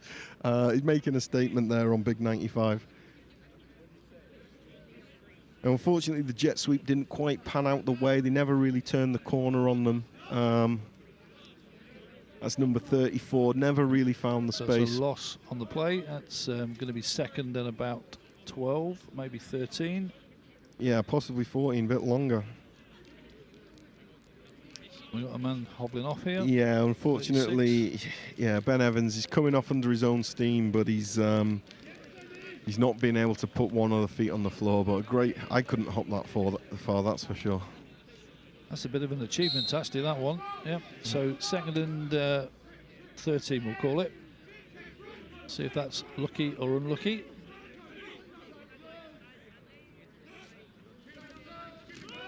Here we go. Well, he's carrying the ball again. He's got a bit of space on the outside, but once again, the Falcons' defense is flowing really clean from the inside. That's Palm Sidhu, and he took off early. He was a backside linebacker, and he runs him down from the inside. Great concentration. Does really well. It's quite interesting to note that the Falcons have they're playing with a bit more depth in defense. Quite often they're playing now with 2 safeties. They're not rolled up quite as high. They're not pressing as high. Mm-hmm. That's a little bit because, hey, if the Phoenix have got the ball and they've got 2 minutes, so getting beat deep right now would be pretty much the absolute worst. It probably, you know, there's already a 2-score difference. Getting to a 3-score difference would be an absolute nightmare. So you don't want to get beat deep. But it's been happening for a few drives, actually. They really have stuffed the run. And Tamworth have hurt them with small passes, crossing routes, finding little seams over the middle, little slants off run actions.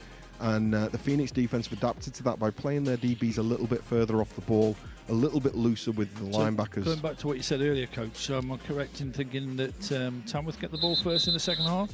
Yeah, so Falcons won. If they could score here and get the ball, and score again, it would, it would at that really point you'd really be thinking it'd be difficult to come back. But conversely, a pick 6 here and we've got ourselves a ball game. Going deep, he's got a man. It's too far. It is too far. Okay, and that's Jeffrey Adusi-Ampong, but unfortunately it's just overthrown. And on that one, Falcons only sent 4, and the offensive line for Phoenix did an absolutely incredible job. He had a clean pocket, he could step up into it, and unfortunately he missed over the top.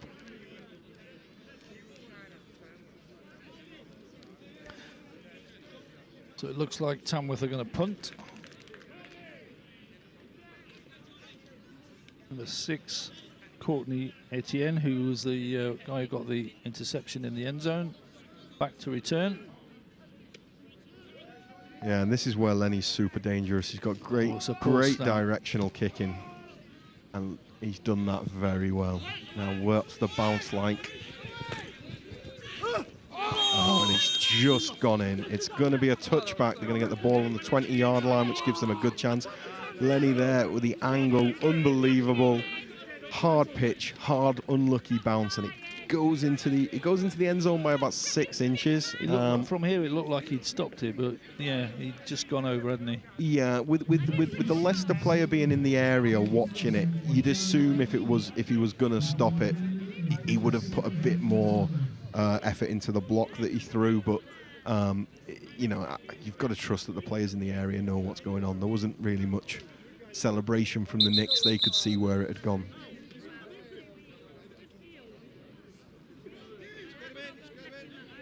Number 30, Will Hobbs, is over here trying to listen to the huddle.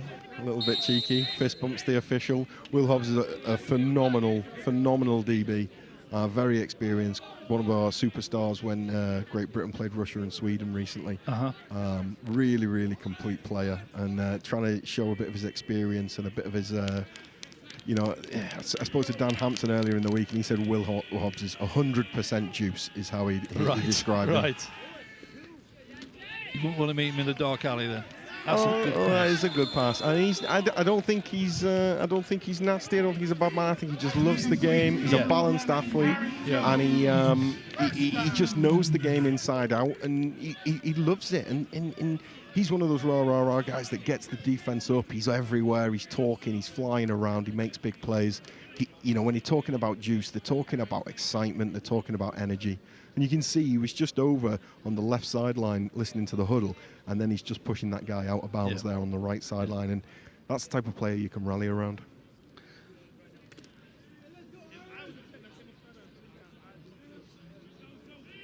So this has been a promising drive here now. They're going to be running out of time soon, but the 1st and 10 at their own, what is that, 37? Yeah, and Francis gets the ball. Got the ball. Oh, and that is a huge effort. Although we've got we've got a penalty as well. It looks like Marcus Francis might be hurt as well. Oh dear! Hurt his leg. Oh, not his leg, his foot. Effort play there from number 49, which is Nelson. I think he's twisted something. That's really unfortunate because Marcus Francis really is.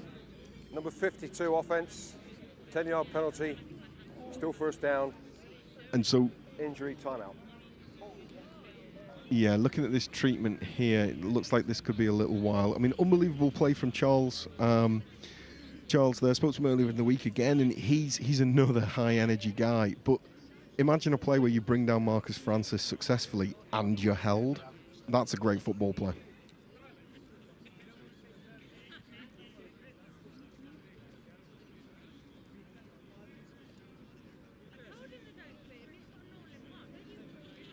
So I think we're going to go for a quick ad break while the injured player's down, just to let the medics do their stuff. Things might seem tough, but it does get easier. Sure, it hurts now, but it'll be worth it. It might take some time, but you can feel like yourself again. Bit by bit. Little by little, day by day. Why wait? Book today to see one of our hospital consultants. At Nuffield Health, how you feel tomorrow starts today.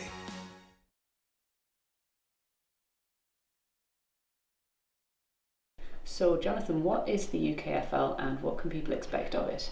Yeah, it's a really important question. Ultimately, the players in this country and the coach in this country have, I believe, the ability to move on, you know, to play at a little bit of a higher standard. We're seeing our best players going abroad. We're seeing coaches want us to maybe take on opportunities in the States or in Europe. And at the same time, we've got a load of fans who are really bought into the NFL London games, who we believe have the capacity to support, to watch, to attend, to get involved with the UK game a little bit more. And so we want to bring those things together. We elevate the game for the players and the coaches and the people involved in the game, and we put it on a level where those NFL London fans can come and get involved with the British game and everybody growing together. Okay, so we're back. I think Marcus is okay. He's just been treated on the sideline now, but he's off the field. Yeah, it's so close to the half that I don't think we'll see him back this half, but he's going to have 15 to 20 minutes to get that assessed properly and hopefully get back into the game. He's a tough old boy. He is. He's been through a few things, and he's seen every twist possible, I think, at some point. So hopefully we'll see him back on the field. A little bit of communication between these players. I think it's Tom Jarrett out here singled up. No, it's Danny Burton communicating with the QB. Got a good snap. Swing to the new running back. He catches it really well and gets vertical. Well done. But again, you know, Dan Shadipo's there. He scores the first touchdown. He's a hell of a football player, and that sort of open field tackle's bread and butter to him. That was Reef Spencer for 23. Reef, yeah. That's a hell of a name. Yeah, it's a cool one. He's got the ball again. It's good to see the team trust him, but... Oh, we've got another injury now, another Tamworth player hurt. It's sort of... there's a little bit of that reaction you don't like to see where they're sort of hitting the turf, so we will see how this one's going. And the half has actually expired on that one. So that is the end of the half. The time expired on that play. Okay, so score Tamworth 20, Leicester Falcons 6. Tamworth will receive the ball when we come back. What's your thoughts on the first half, John? Yeah, I think it's been exactly what we expected. It's been physical, it's been close, it's been defense dominated. The offense has got the chance to score because of short field position, either turnovers or good special teams play, and that short field position has been managed well by the teams when they've had it. So more of the same in the second half, more stout defense. And let's see if the Falcons can start moving the ball or create some turnover opportunities to score off. Okay, well, we're going to leave it there. We're going to go to some adverts now after we've seen the highlights, and we'll see you back here soon.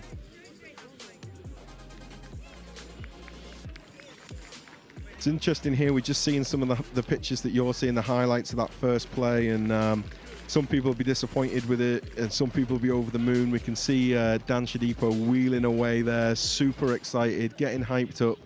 And it's such a massive impact play.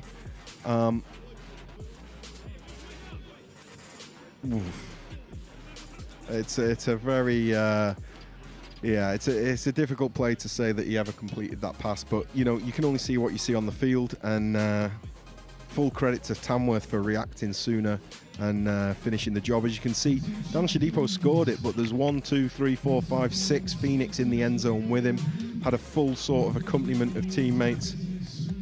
It's really great to see. It's even been quite funny that he passes the ball to his brother and then his brother dropped it. But here you see Dante getting one back. Great athleticism. Referee on this side, Pete Tom, had the call that he was inbounds when he jumped, and he asked for the on-field ruling to see whether, you know, he'd fumbled it before the end zone, but the on-field official ruled that he hadn't, and he had crossed the plane. The hands go up, and that's a great touchdown. And this next highlight, we see the pass rush come in, and Angus extending the play a little bit here. He decides to get out, and the linebacker there just falls off him. Elliott's waving, underhand toss, and he makes a nice little move as he catches it, and then you're not stopping Elliott Walters from there. He's been there a few times before. And this is the later one, a bit more traditional. Time in the pocket, still extends it. Lovely crossing route from number 7, and that was Anusha Fulford.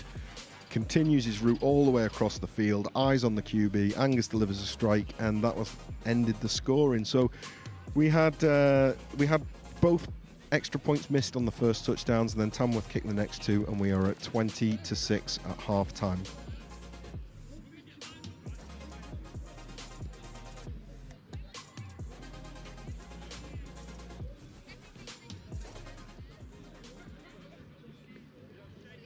Tell me about the fan experience for somebody attending a UKFL game. What's that going to look like on the day? Well, I think it goes back a little bit before the day. I think you've got to be armed with the information, you've got to have up-to-date statistics, there's got to be articles written about the players where you can be excited before you arrive. Once you arrive, it's got to be professional, there's got to be the right amount of food, There's got to be, you know, different types of refreshments. There's got to be places to meet, places to chill, a real fan zone experience, you know, what we love and call tailgating. And that moment that you go out into the stands, it's got to take your breath away. The pitch has to be dressed right. There's got to be colour, movement, pageantry. You know, when those flash bulbs go off, when the ball's hanging in the air after the kick-off, at that point you can just relax and enjoy the game because everything else has been taken care of. Things might seem tough, but it does get easier. Sure, it hurts now, but it'll be worth it. It might take some time, but you can feel like yourself again. Bit by bit, little by little, day by day. Why wait? Book today to see one of our hospital consultants. At Nuffield Health, how you feel tomorrow starts today.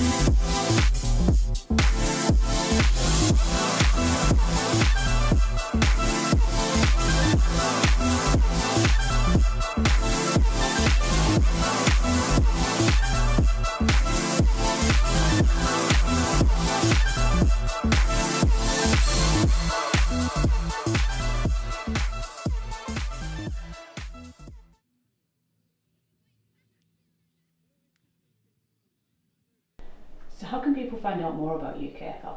I mean, the best way is to go to our website, www.teamukfl.com. Through there you'll be able to find all the socials, which will give you more up-to-date, you know, nudges. But the website is going to be the main portal for all of our activity. You can sign up on there to get a newsletter, and that's going to be the people that hear about the big developments on a periodic basis. And so go to teamukfl.com, sign up, and you'll be able to hear more about the league.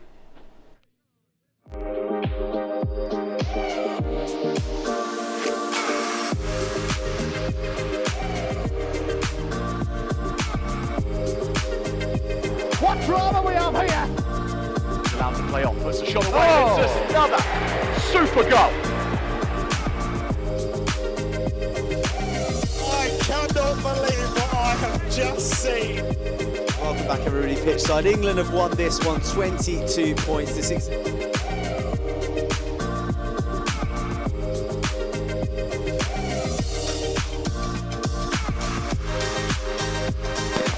Electric out the blocks. Have completed the greatest of comebacks. Callum looking for Godfrey. Callum got Godfrey. It's Stephen Godfrey. He's at the goal. Stephen Godfrey. Your 2018 champions, the London Monarchs. Winners for 2018. Boys, well done, boys. Let's give it up. Go on, lads.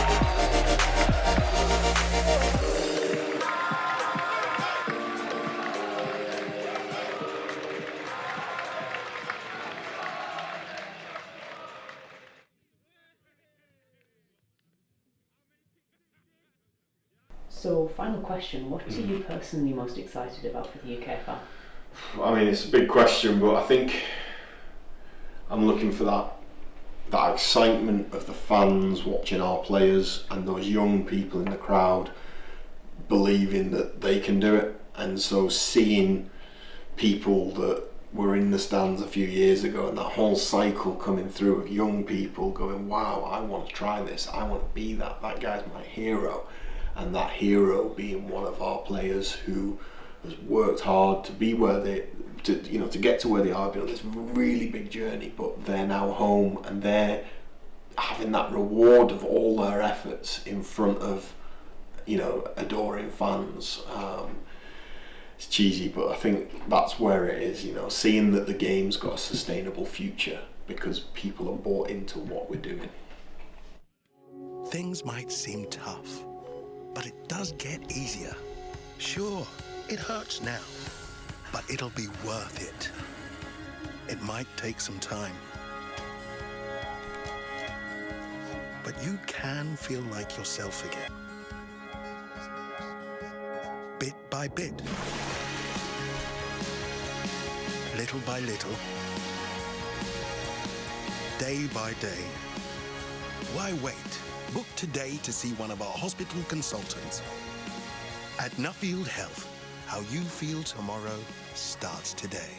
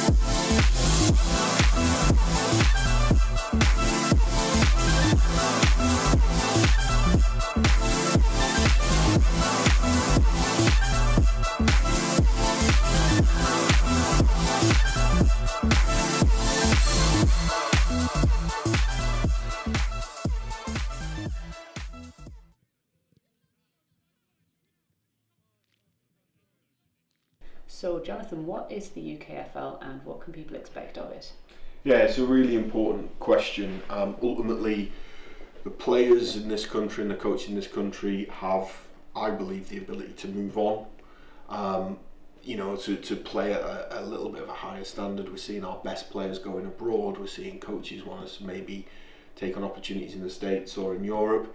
And at the same time, we've got a load of fans who are really bought into the NFL London games, who we believe have the capacity to support, to watch, to attend, to get involved with the UK game a little bit more. And so we want to bring those things together. We elevate the game for the players and the coaches and the people involved in the game, and we put it on a level where those NFL London fans can come and get involved with the British game, and everybody growing together.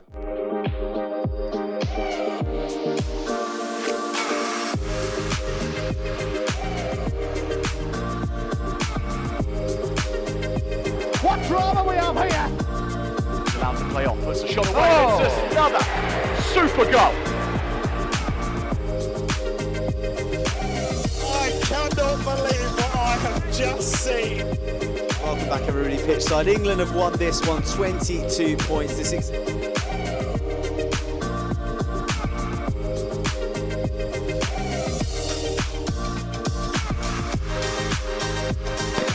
Electric out the blocks. Have completed the greatest of comebacks. Callum looking for Godfrey. Callum got Godfrey. It's Stephen Godfrey. He's at the goal. Stephen Godfrey. Your 2018 champions, the London Monarchs. Winners for 2018. Well done, boys. Let's give it up. Go on, lads.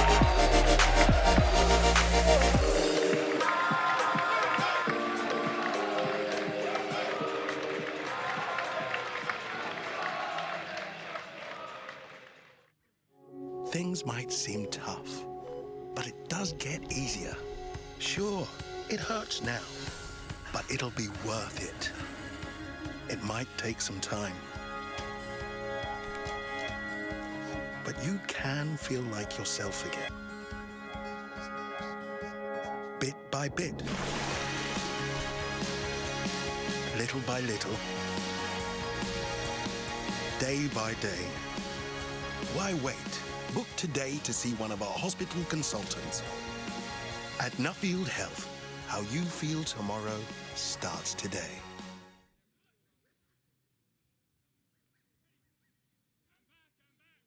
Tell me about the fan experience for somebody attending a UKFL game. What's that going to look like on the day?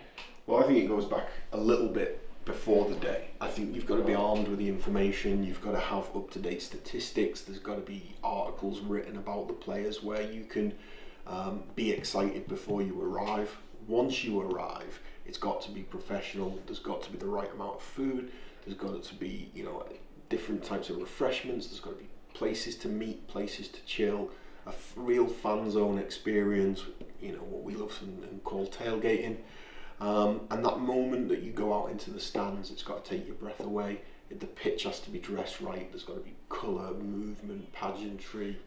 You know, when those flash bulbs go off, when the ball's hanging in the air after the kick-off, at that point you can just relax and enjoy the game because everything else has been taken care of.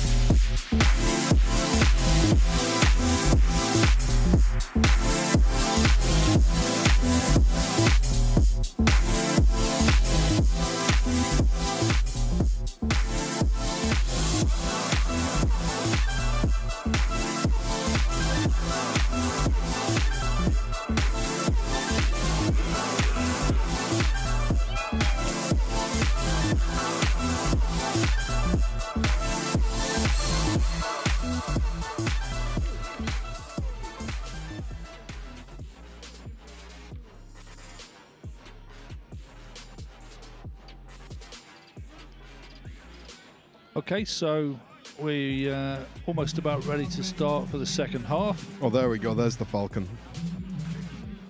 I need more hype though from my mascot. You got to work it a little bit. He's doing well. He's wearing number 41, Andre Sobol's number, so he's got to be proud that he's getting repped by the mascot. But I'm going to need that energy from the Falcon in the second half, I think. So suitably refreshed from half time. Looking forward to the second half. If it was half as good as the first, I'd be okay. I think it was a decent game. Yeah, it was a really good competition and exactly what we expected. Tough physical defense, not many yards gained. Okay, a few more points than perhaps I expected, but it was probably only off 100 yards total offense. If you add up both sides, it was a very, very stingy game from both defenses. Short field position has determined the scoring so far. So again, a battle of defenses, battle of takeaways and turnovers. And ultimately a battle of special teams. And I know over the years Coach Scott teams have had great returns, and here's a chance to see them fly. So unfortunately, just in this light, I can't quite see who's back returning. Have you got the angle, mate? It looks like number 10. Okay, so 10's Tom Moore, wide receiver, and number 20, I think, is the other one. Okay, so number 20 is Johnny Weeks, the DB. I can't believe you've had to call on my eyesight for that, John. Yeah, I'm going to claim it's the angle. Okay, fair dues. And they've both got a 0 on the end, and that's all I can see. Okay, here we go.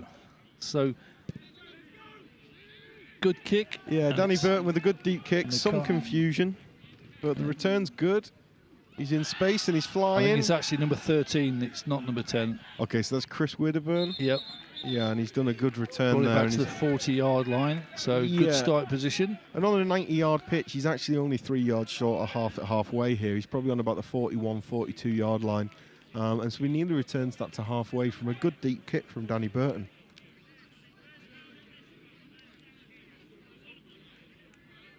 Okay, so it's going to be 1st and 10 from their own 40-yard line. Really important, this first drive for both teams, really.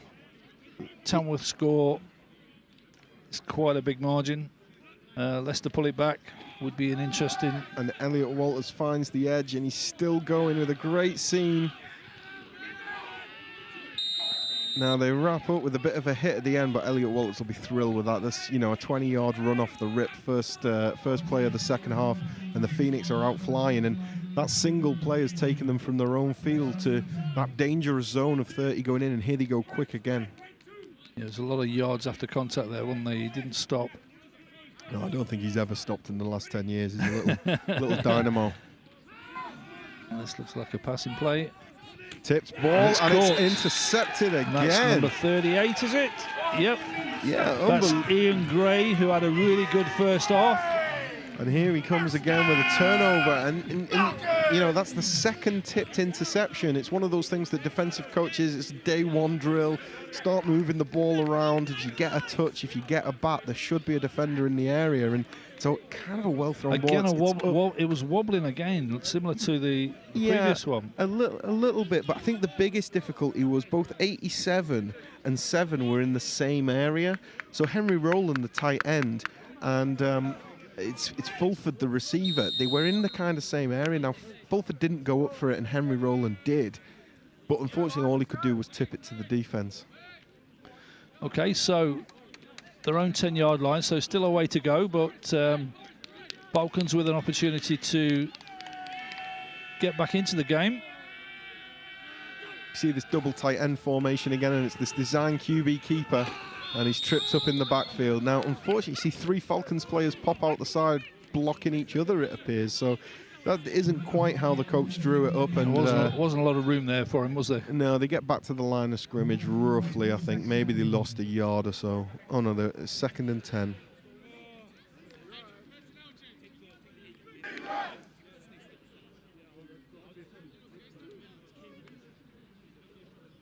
So we've got floodlights coming on now. It's not dark as such, but it's just a little bit, what would you call it? Grey? Not grey. No, it's getting a bit, it's the lights going on a touch, shall we say. You know what, these lights will warm up. They do take a little bit of time. Oh. Now, Stephen. Yeah, it's, you know, one thing that's great about that play is the QB had a great fast release, a wonderful spiral, great target, complete. Don't like to see the receiver kind of make contact with his head so low, and I think that's why we see the early call and the early blow from the official, because, you know, we want to see our players safe and keeping their heads up into contact. Mm-hmm. But okay, so it's 3rd and 10 now. It's always good to complete your first throw of the quarter, though. First throw of the half. Spread the field a bit here. They lose the 2 tight ends and they're in doubles. Oh, it's a really bad snap. Yeah, and we've got a safety here. Worst thing that could happen. Well, worst would have been a touchdown, but a safety's pretty high up there. But difficult field position. You know, okay, they got the turnover. It's a drive they didn't think they were going to have, but they were on their own 10-yard line. And at least now they get to kick it from their own 20. Hopefully this time pin the Phoenix back a bit. I mean, there's nothing you can do with a snap like that. It was wild. Is it worth giving up 2 points for a better field position? Would you prefer to have a good snap? I don't think it was chosen. I think it was just a random mistake. But yeah.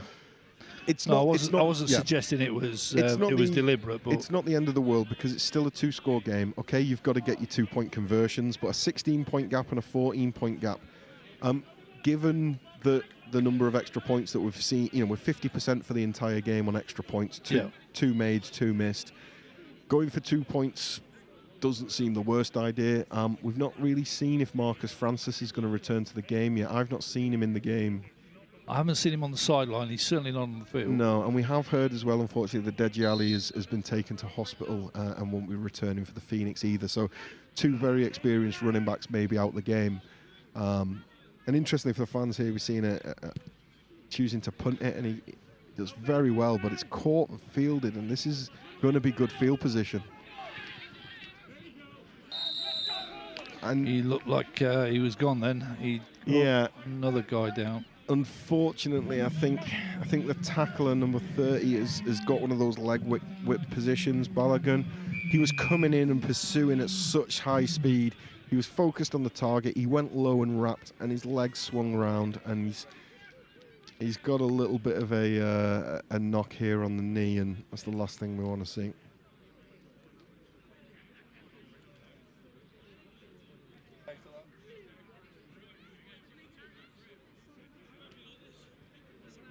Okay, so medic on the field. We're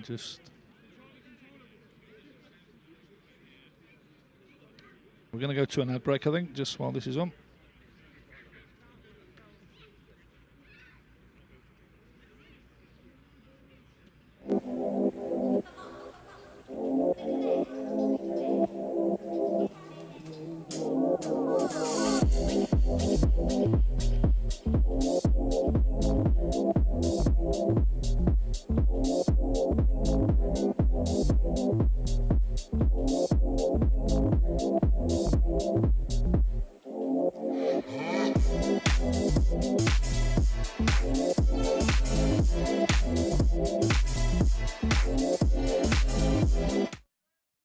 And we're back in quite a quick turnaround there. Fortunately, he got up and decided to leave the field.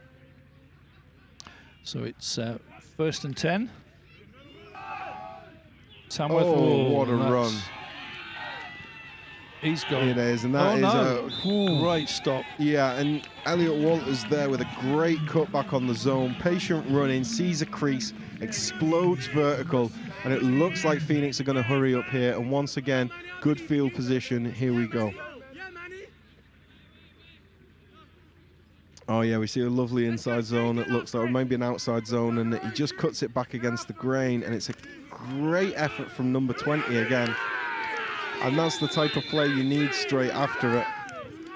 I think he's a little bit hyped up. He is, yeah. He's excited about that. Amici Wambune is buzzing there. But that's the play you need, you know. You've just been absolutely gashed. Experienced player, thinks he's going to score. Huge hustle effort from Matsu Katore. And then your man Onabune comes up there. He's still 2nd down.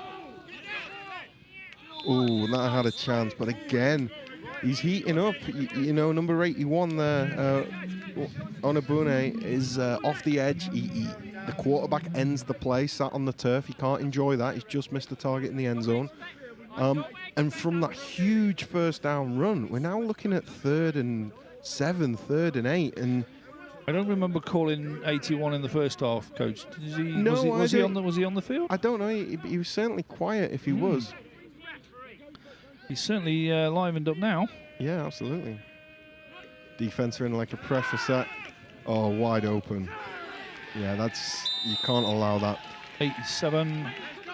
Yeah, and so you saw there was, I said they looked like they're in some sort of pressure set. The safety rotated out of that position. The free safety number 6, Courtney Etienne, rotated down. You can see him on the replay rotate down into the box, and the receiver just runs straight past the interior linebacker. Looks like a miscommunication there, because you can see the other safety, number 38, that Ian Gray. He was clearly outside of the posts, so he was probably expecting another safety on the other side of the field. Okay, so the point after. The snap's good, the hole's good, and the kick's good. That is an excellent exhibition of how to do it.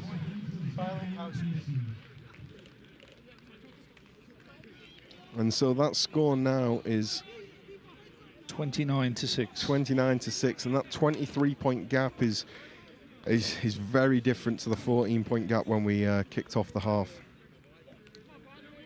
It's amazing how quick a game can get away from you, isn't it?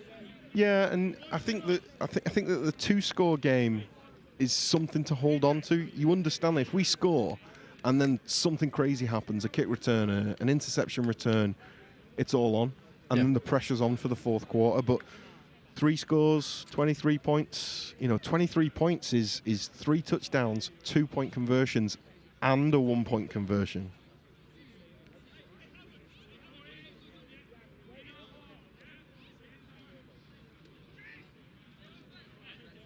So we've got number 11, Aaron Jones, back to return, and we've also got number 31, Denzel Hammett. Lenkowski's going to give it the boot after he's spoken to his troops.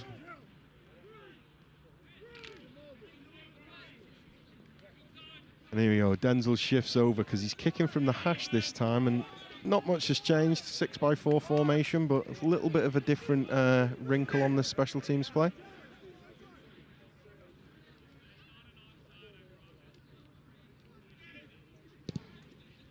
Excellent kick again. Yeah, absolutely. Adam Jones is going to return this one.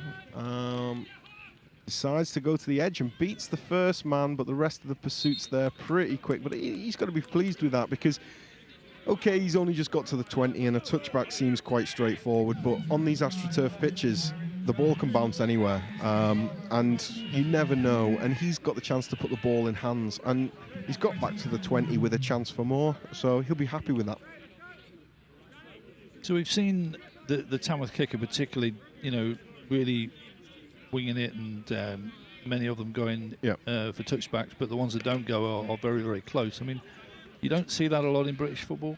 No, and it's surprising given our connections to rugby and footy, but Alex Lenkowski's really got that combination of hang time and length, which makes him, that's why he's the Great Britain kicker. I mean, he's one of the best in the country by, for the last 10 years. Yeah.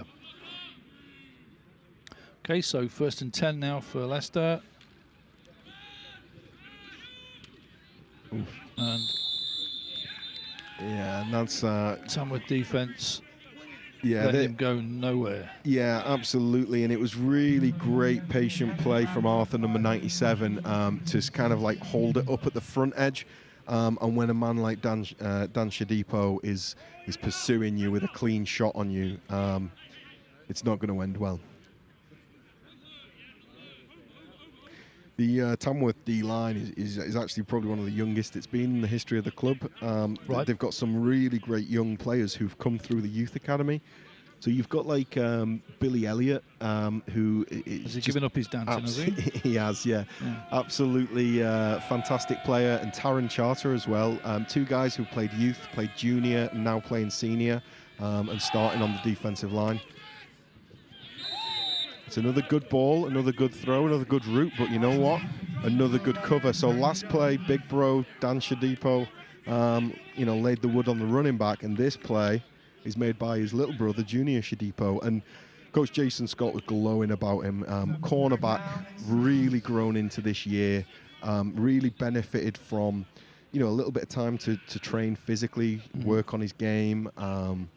He's young, but he's such a bright spark. They're proud of his achievements, and as you can see there, he's covering a big, strong, good wide receiver. One of the comments I would make that we've learnt from our work doing commentary and research and whatever, not just for this game, for many, many games, is the number of successful teams where they've got lots of youth and junior players coming through. That's not a coincidence, is it? No, it's not at all, because it gives you that fresh impetus, it gives you that energy. And to clarify, Junior Shadipo isn't that young. He's just really come on these last few years. His brother's been a phenomenal player for ages, and we see there another young player with a sack, and this is a difficult play. And once again, the QB nearly escapes the pocket, but he just pulls him down with the fingertips there. And that was Billy Elliott. We were praising him a few seconds ago, and here he is making a stand-up play and a sack. And Billy Elliott, he looks the part. He plays hard. Yeah. He loves the club. He loves his brothers. He plays for the family. He's gone all the way youth, junior, senior. He's just sacked an NCAA caliber player. He's just sacked a player who's played his entire life, who won a scholarship to play football, who is doing it at Masters at the University of Derby. Like, it can't be understated when that impact can come from your youth academy. Now, we know that, you know, Leicester's got a youth team as well. They were away today. I just saw the players come back a little bit before. And, you know, we've seen that the graduates today have been helping. Number 84 in particular, Tion Fortune, has been contributing on offense as well. That's a good kick. Yeah, but it looks like a good return. Oh, unbelievable great play. stop. Yeah, and absolutely brilliant missile. And it also looks like Tamworth have run into the kicker. So, first of all, Andre Sobel, and you can see why the mascot's wearing his number. Like, unbelievable play. Roughing the kicker, number 49, defense, 15 yards, automatic first down. So this is a huge turnaround play. Rather they're than losing possession as well. Yeah, rather than the Phoenix taking the ball on halfway, it's roughing, and it's confirmed as roughing, which is it's not running into, it's not accidental. It's a violent move where he's clattered into the kicker, and that's going to be a first down, Falcons. And so when we've marched this off, it's probably going to be about a first down on the 25-yard line. So those sort of plays can change games, you know. Yeah, absolutely, and it's something to build on, because in the British game, you tend to get between about 11 and 13, 14 good drives on offense. That's how many chances you get to score. You don't get 25 goals. Yeah. And so every time you can get a bonus go, it's 10% of your potential output, and you've got to make the use of it. And that's why, you know, Coach Sammy go on about possession and turnovers and looking after the football, because you don't get that many lottery tickets, you know, and you only need 3 or 4 to win this game.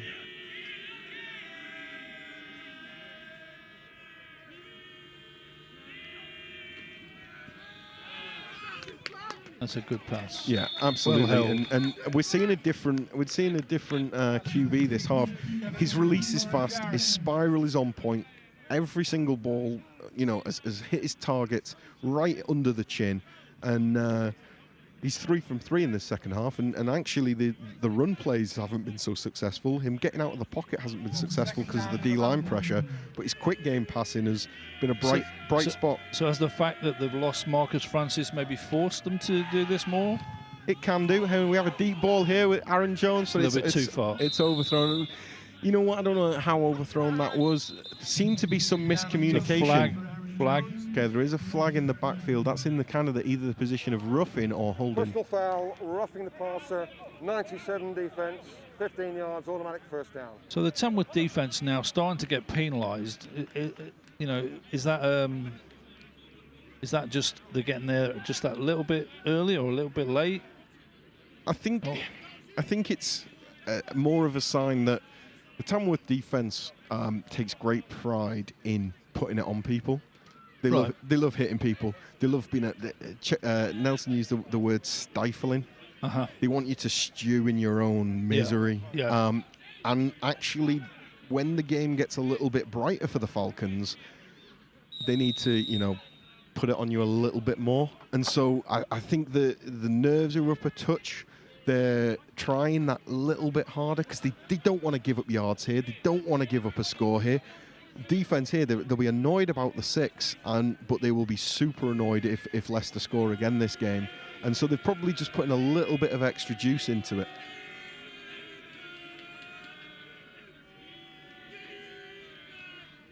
Oh, there's a bit of a miscommunication there, and the QB does well to throw it out of bounds. It looked like he opened one way to fake a run action, and the running back ran straight into him. Some sort of miscommunication in the backfield.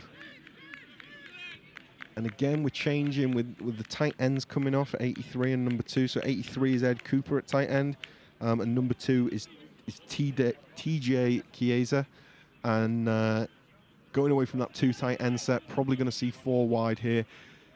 The strange thing is for the Phoenix defense, they're built for the 4 wide. You know, they are 6 in the box, 5 defensive backs. And actually, when you play with that 2 tight ends, you're asking lighter, smaller guys to play in the box. Now, they can absolutely do it, but this is the actual type of offense they're designed to play against.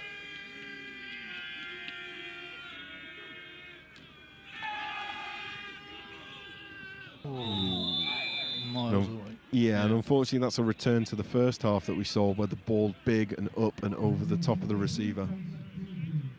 We're 3rd and 10 here, and it's a big moment because it's been a long time since the Falcons have had the ball in the Phoenix half. And okay, this started with a penalty and was like a free roll drive, but they have moved the ball 20 yards. This is, aside from that long Francis run, this is probably their longest drive of the day. It's certainly the longest where they've put 2 or 3 plays together. And this is a huge 3rd and 10.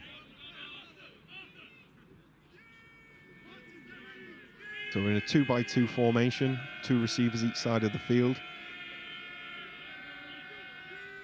The 4-man pass rush and the QB's already out of the pocket. It's a great ball, and unfortunately, that could be the difference, you know. Like, you extend that play there. I think he was out of bounds. Yeah, and it's one of the things where if he didn't have to focus on staying inbounds, he might have caught it. Yeah. You know, you've got to leave your feet behind, which makes you worse at catching, because he's trying desperately to stay inbounds.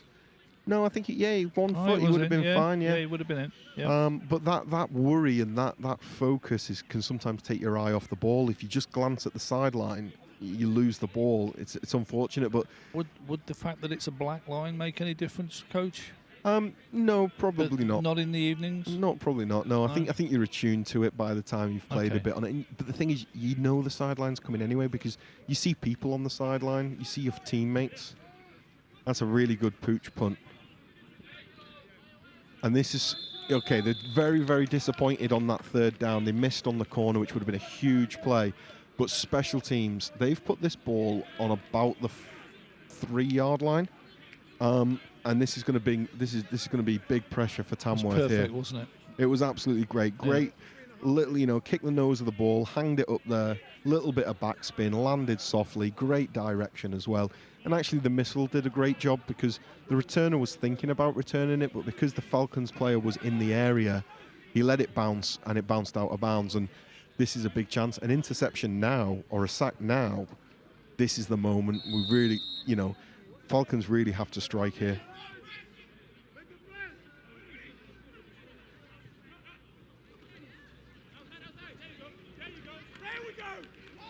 That's a good wrap-up tackle. Now, the one thing that we really don't want to see from either side is flags here. And it was quite busy in there, and the running back was behind his big O-line, but I believe that was number 34 running it, and that's our, our friend Welly.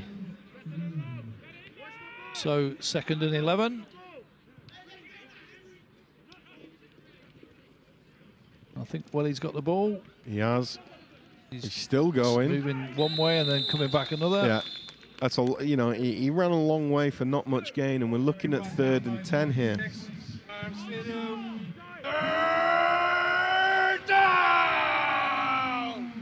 Very, very good discipline there. You saw the Falcons player slide in at the end, and you can see he's trying to pull out of it. If he dips his shoulder or his helmet, you're probably getting a free 1st down. Angus Cook with a deep ball. It's a beautiful spiral. Oh, unfortunate there. And that's Chris Wedderburn. Great route, great target. He goes up, but he doesn't come down with it either. Falcons hold. 4th down. So big play now. 4th down, deep in their own territory. Yeah, and unlike they're going to go for it, or they're going to punt? I think they're going to punt here. They're going to punt. Yeah. But the last couple of times we've seen a little bit of a wobble with Angus's ball, but that one was a perfect ball, dropped in. Huge effort from Chris to go up, but the DB had done enough and doesn't quite come down with it. This is going to be a pressure situation, though, because, Lankowski's going to be 2 yards, 3 yards from the back of the end zone. There's not a lot of margin of error, is there? No, I mean, he's a consummate professional. He knows what he's doing. He's going to get it away quick, and he does. And it's a good punt that goes to halfway, but it's fieldable. But unfortunately, he slid straight away. So they're going to get the ball in Tamworth territory. Yeah, around the 38-yard line. I think so this is a good chance. I think this is their 2nd best field position of the day. So they've got to be pleased about that. And actually, this is where the last throw was thrown from. So that defensive effort has basically got them another free roll. They got to here. Yeah. Okay, they didn't hit it on 3rd down, but the defensive effort, the special teams play, they've extended that drive functionally. The only thing that's running out of time is the clock. Okay, so we're down to 2:09. And we're in a situation with 23 points where we're looking at 3 scores, but the amount of success you need on the points after, you're probably talking about 4 scores. Yeah. Just to explain that the clock, we have to get the time from the referees, so we're not always up to date on that. We do try as often as we can, but their first focus is on the game. And what a wonderful play there from Dante. He's good QBs have this internal clock, and he looked and he pumped and he had a chance to go deep, but he saw the coverage was good, and he just has this sixth sense, and he needs to leave, because once again, number 32 was hard on pursuit. That's Billy Elliott, the young man through youth, junior, showing up again, chasing him out the pocket. But QB there, Dante, unbelievable internal clock.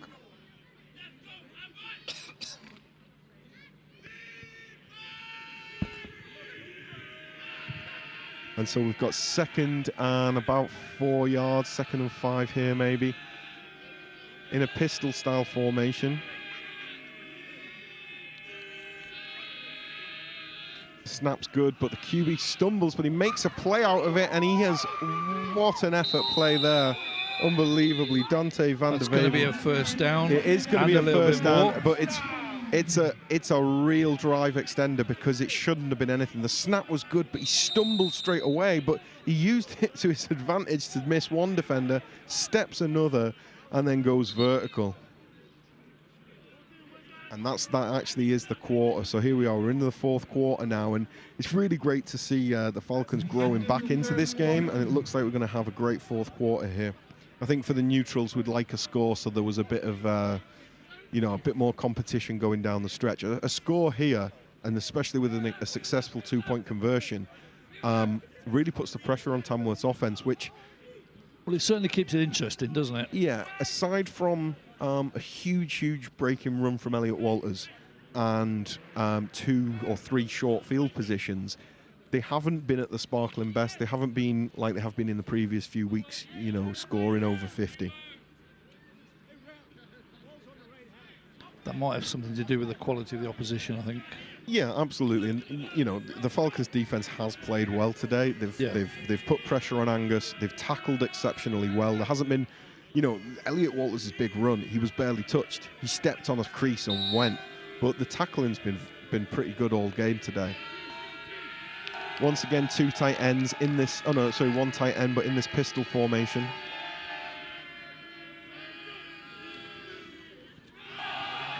That's Denzel, I think, number 31. Yeah, and so we haven't seen too much of him so far, but he's been, he's mostly been out there as a kick returner, but now he's the 3rd running back that's been in the game, and that's a successful run that looks to have picked up about 9 yards, 8 yards. They look like they're moving the chains, and here now, Falcons go quick, and this is the first time. 2nd and 1. Yeah, this is the first time we've seen the Falcons go quick, but unfortunately the QB had a shoelace to sort.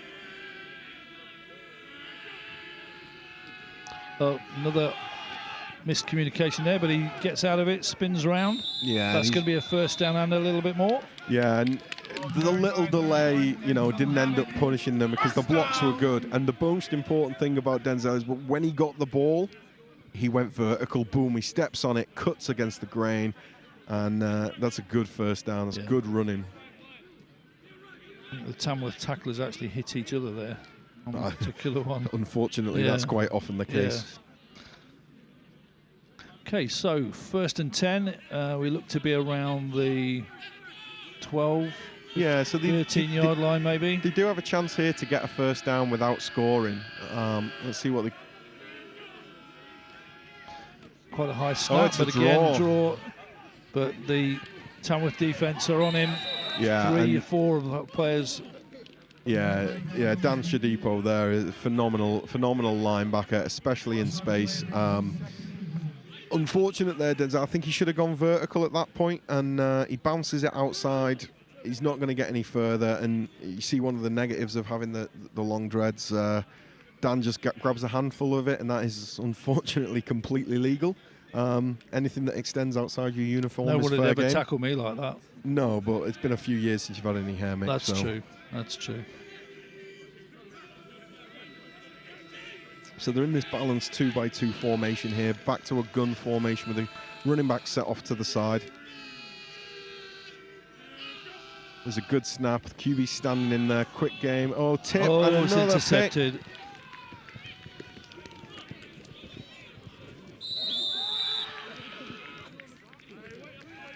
And yeah, fantastic interception there. Really staying concentrated on that. It's the third tipped interception we've seen of the day so far, and that's Anthony Norton there with the interception. We just see the receiver tips it up, and he doesn't get much easier than that. He had a nice bit of space. He's very brave on his return. There's some big boys coming, but whoop, steps inside. Then gets the third big boy, but he did really well to stay concentrated. And actually, he probably intercepts that about the 5-yard line, but to get out to his own 18-yard line, he's helped his team massively. Okay, so Tamworth take over now. Got trips to the far side of the field, and Elliot Walters in the backfield. Looks like, oh, there we go. It's a lovely play there. So they look with the stretch action. No, oh, and he dropped it. Oh, unfortunate.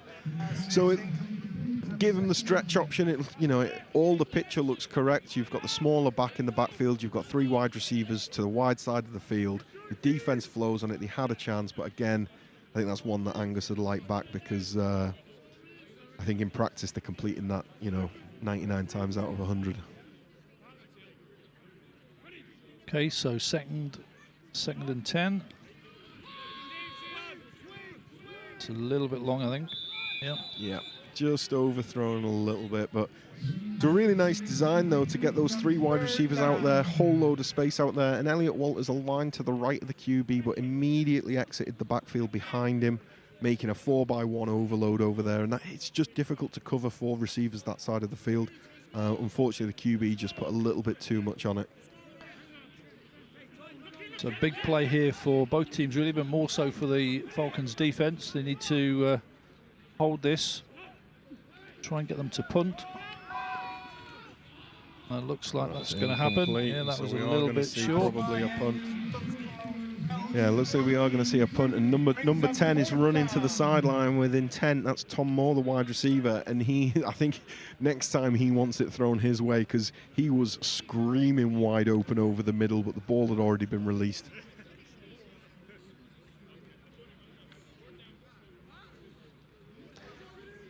And so we want to see something here. Denzel, after his stint in at running back, is back to return. Putting a double shift in tonight is Denzel. Yeah, absolutely. And his teammate Courtney Etienne's going to be his protector. 2 good athletes. Lenny's there getting the troops moving fast. He's trying to get them to hurry up because he knows that this game clock's ticking. Very long punt, driven line drive. It's going to. Oh, it takes an awkward bounce that's going to the sideline. It's gone out of bounds. Yeah, and the Falcons are going to start on the 40-yard line. So not quite out of it yet. Just light at the end of the tunnel. Yeah. I know 23 points is, is 23 points safe? I mean, it's an uphill challenge. The Phoenix are one of the best teams in the country for a reason. Punishing defense, athletic players all over the park. We're starting to see a few substitutes on the Phoenix defense, but it's not necessarily a negative thing. Not a negative thing at all. They've got young talent that they're trying to rotate through, and they believe in them. And if Coach Scott believes in you, you're a good football player. So, it is an uphill battle, but the Falcons, the last drive was the best drive, and so if they can up it, and up it again, and up it again, we might see a finish. But it's got to come now.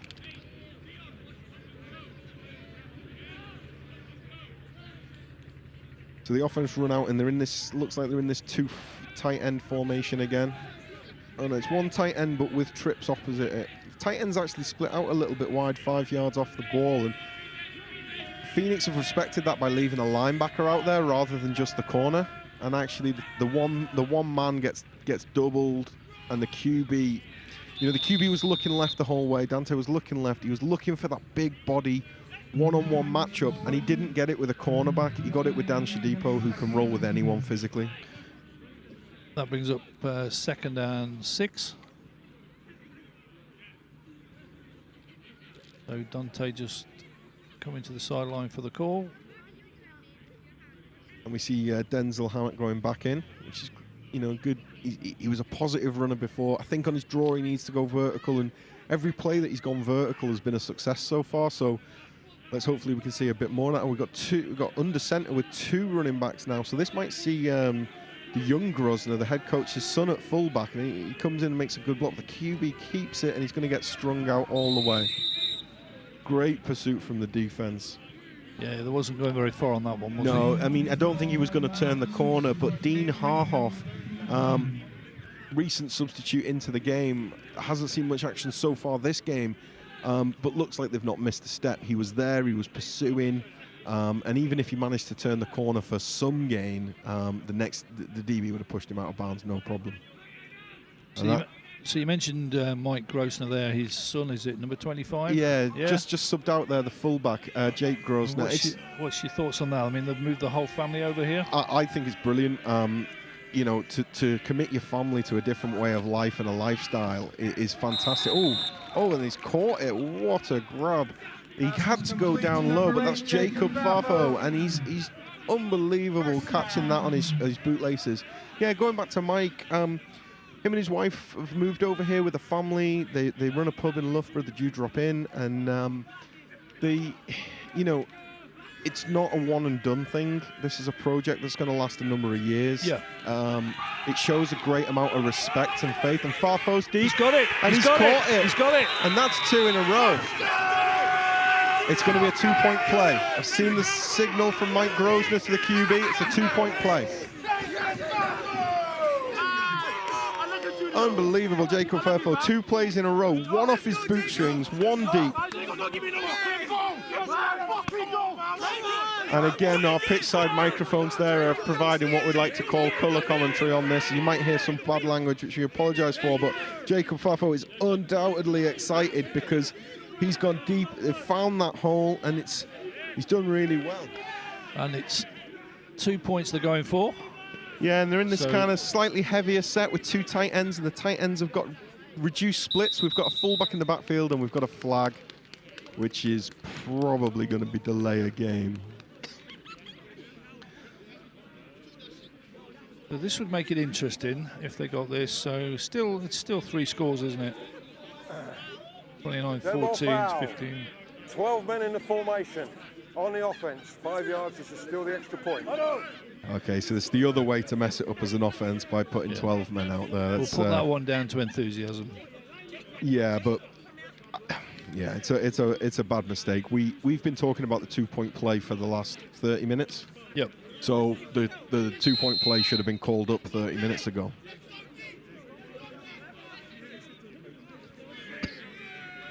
Once again, we see the tight end with a tight split. We see a fast motion and a fullback. He returns. Oh. No. So the 2 points missed, so that keeps it 29 Tamworth, Leicester 12. Yeah, and that's a different problem now because it's still a 3-score game.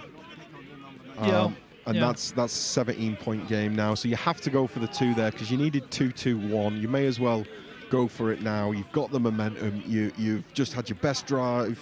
The drive before was your second best drive. Your QB's throwing the ball well. But ultimately, you shouldn't be having 12 men on the field when the game's on the line. No. But we're definitely in an onside kick situation here, or some sort of scramble kick, or some onside kick. You think so? Yeah, I think so. Leicester aren't going to go down without a fight. If you kick this ball back to Tamworth with 8 minutes left in the game, you're probably getting it back with 4 minutes left in the game. I think that's a fair comment. I don't think it's in their nature to. No one's going to back down here. Careful, shall we say? No, and you know Leicester have come out of this game and this season with a whole load of credit. They've rolled with one of the best teams in the country. And on a different day with a few different breaks, different things could have panned out. And so if you're not going to go for this now, when are you going to go for it? He's taking a long run up, so if that's some indication. Yep. And he kicks it deep, and they okay, interesting.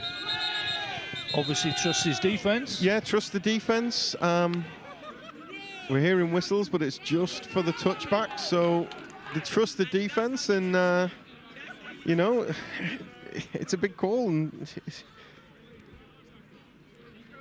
we're going to have to see if they can use the timeouts wisely here, and you know, hopefully we can get an accurate time check for you just before this, but we think there's about 8 minutes left in the game. Okay, we have confirmation that the time is absolutely accurate. There is 8 minutes left in the football game. Plenty of time.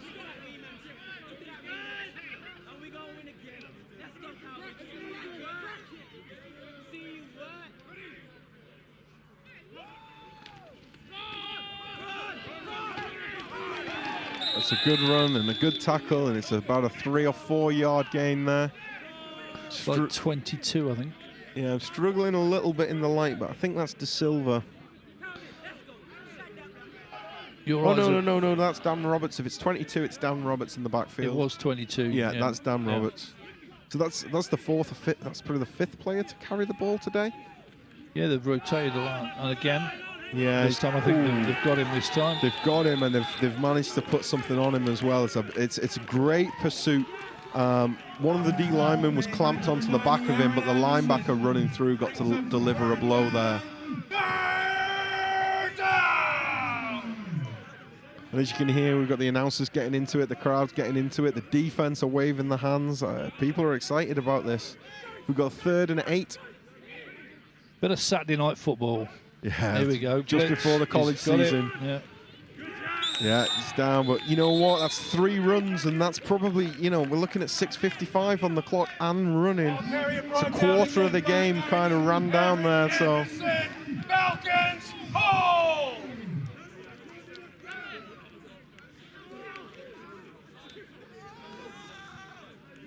And this is where, you know, the experience of Alex Lankowski, probably the player I've said the most today, showing you how significant his role is on this team. And how it's been today. He's had an incredible game so far, but he's gonna keep this nice and smooth and slow, and he's gonna make sure he takes the time off the clock. Look, here we go. We're down to 6 minutes 20, probably 6:10 by the snap.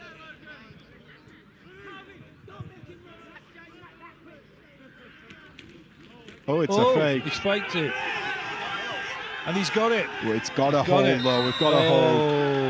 Very good play there. Number 90, Aaron Anderson, made it very clear to the official that he was getting held.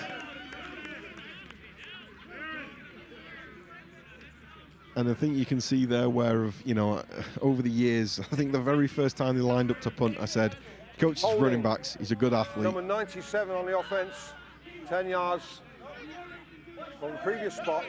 We play 4th down. Go, coach, sorry. Yeah, so here the official there, it was holding. I sometimes get carried away because once I've seen it, I know it. But number 90 did a great job in showing his jersey was being pulled. We said early in the game, Coach Scott, Alan Steele, the STC, they love a fake. Lankowski's an athlete. He's cool under pressure, so it's a great time. Makes sense to do it. But now he's in his own, just about in his own end zone, and this one will get banged away. Good punt, low. It's going to bounce. It's a one-hopper, so we've got a return. Here comes Denzel. He sets the gunner up, and he's done well there to add 10. Yeah, he's right on halfway. So unfortunately, a Tamworth Phoenix player stayed down afterwards, which isn't good. I think it's number 41, Ohil Chowdhury. Can't quite see as he's face down on the turf, but Denzel did a great job setting the gunner up, but Junior Sadipo kept in the pursuit, and unfortunately, yeah, the Tamworth player making the tackle is slow to get up.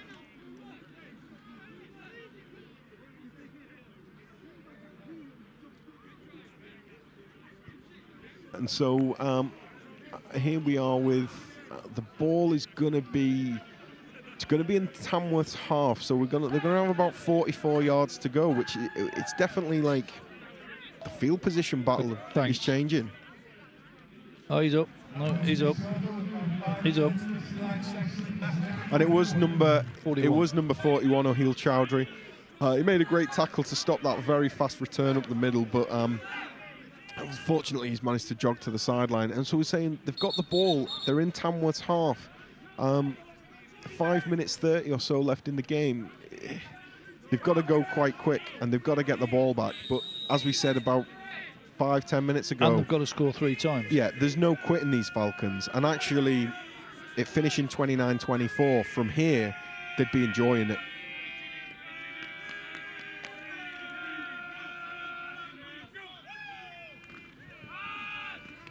Oh, lucky. And that's going to be a free first down. Now, Danny Burton, was that number 10, Danny Burton? It Yeah, was 10 that was the receiver. Yeah, Danny Burton, and you see the name on his jersey there, did extremely well. He just gives the thumbs up to say, I'm fine, don't worry about it. Any reaction there wipes that penalty off, but he just took the hit. He bounced back to his feet, returned to the huddle. Personal foul, late hit on an overthrown pass, number 31 defence, 15 yards. Automatic first down. And that's Will Jepson there with the late hit, number 31.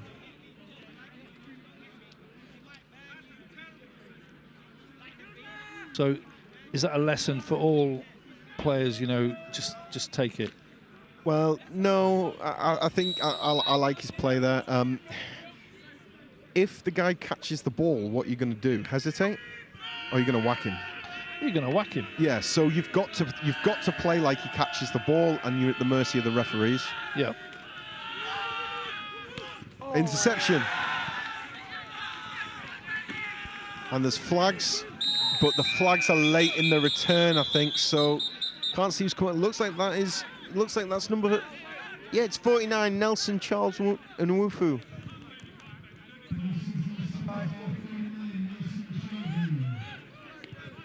And that is a great football play by the young man. Kept his concentration. So what's the flag for After then? the interception, an illegal block in the back.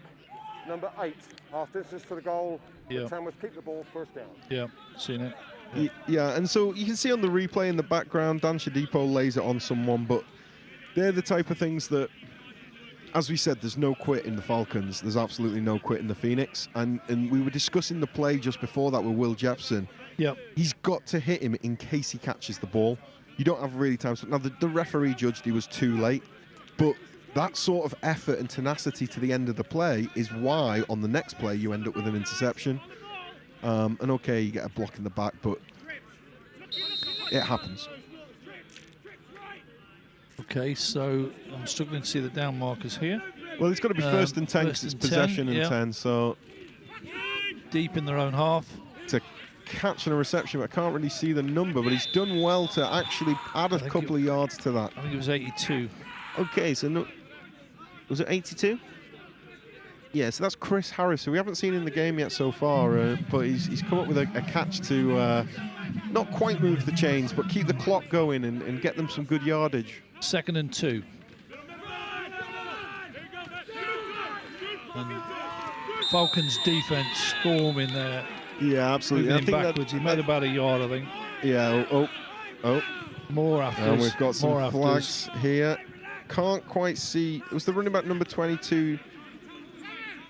Yeah, it was number 22, Dan Roberts with a carry, but the defense swarmed. But once again, we've got afters. The referee's gone to his notebook to check numbers because we have had a few this game. Want to be accurate with the call here. I don't know what this is going to be. Now, usually when if they're talking to Green, then normally the penalty is on the other team because they're asking for a captain's input, but it might just be the defense's in formation and the referees are doing it close. Here we go. Let's listen to what referee Brian Yates has to say. Yeah, he's checking with Green, so you'd imagine that this would be on Phoenix. The fouls by both teams. Okay. Dead ball on sportsmanlike conduct, number 55 of Leicester. Dead ball on sportsmanlike conduct, number 77 from Tamworth. It's both of those players' first unsportsmanlike conduct of the game. By rule, those penalties cancel. It is third down. Okay, so we're still 3rd and 2, 3rd and 3. Those penalties offset So that's for the now afters. 5 players on unsportsmanlike. Yeah, I mean, it's a tough game, local rivalry. When it goes on both sides, you know that it's just like it's a bit of handbags and a bit of afters. I don't think it's been a particularly poor game. No, I don't. From that point of view, do you? No, you want your players to play hard and protect each other. Yeah. Angus tries for it, but it's stopped. Yeah, it'd be interesting to know if that was a fake and a design or an actual read. If you read it, he made the wrong decision, but if it was a designed call, didn't quite work up, and you see the linebacker there, number 46. That's Palm Sidhu again. We said his name earlier, but he comes in with a very good fills the lane, great form tackle. So another fake here then, Coach? Well, 4th and 3. It's a good yardage for it, but at this point in the game, I think this is one where you just kick it away. But you're not gonna catch him out twice, surely, are you? Well, perhaps, because if you're thinking you wouldn't do it, it's the best time to do it. But game situation, it doesn't add up right now. So we get another one hop from Denzel. That's a very sensible decision. He's gone. Ooh, great hit. Is that number 97, been making plays from defensive end, and now he's making plays on special teams. Fantastic effort there from Arthur Mabin. Really good effort, really good pursuit, lined him up. Denzel's got to be happy with that, though, because that's 10, 20, pretty 30, much back to where 40. the ball started almost, wasn't it? When they took over the ball. Yeah, great move to beat the gunner, and a really veteran play there from number 6. Number 6 Courtier in the free safety. A year or two ago, probably wipes out the gunner. This season with a block in the back and blocking away from play penalties, you're going to get pinged. 3:34 left, 1st and 10 on the 25-yard line. Really difficult to see the markers now because it's dark. And I've got old eyes, but here we go. That's, dropped. Yeah, he's not going to be happy with that. He's had a good game so far, Aaron Jones. He won't be happy with that. But that's another thing that goes back to 5-10 minutes ago with a Will Jepson hit. You've got to think he's thinking about getting hit. Yep. He's looking upfield. Yep. Where's the defender coming from? And you take your eyes off the ball for a split second and you drop it. You know, that can be the game. So, okay, in one play, Will got a 15-yard penalty. But the value in knowing that this defense will whack you is very high. Okay, so 2nd down.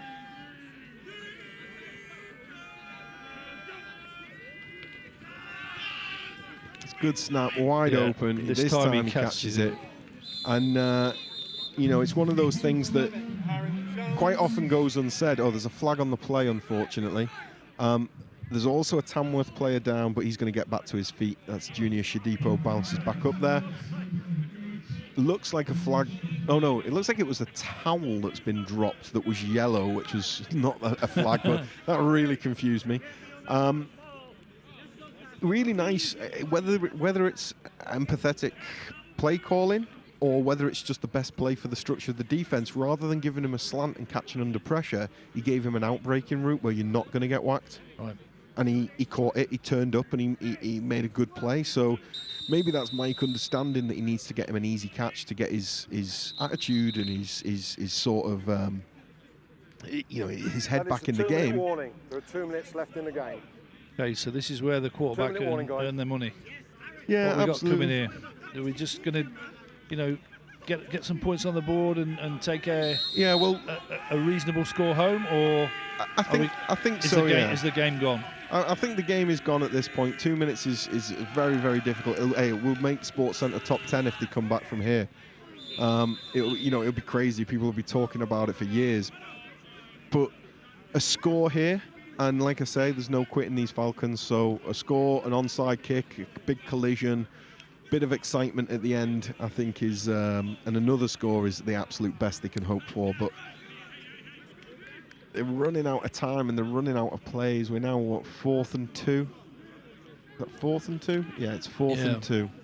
4th and 1 on a bit, maybe. It's. And the problem is, like, you might want to run it a little bit, but it's clock. If you run this, you've got less than, 50 seconds left in the game.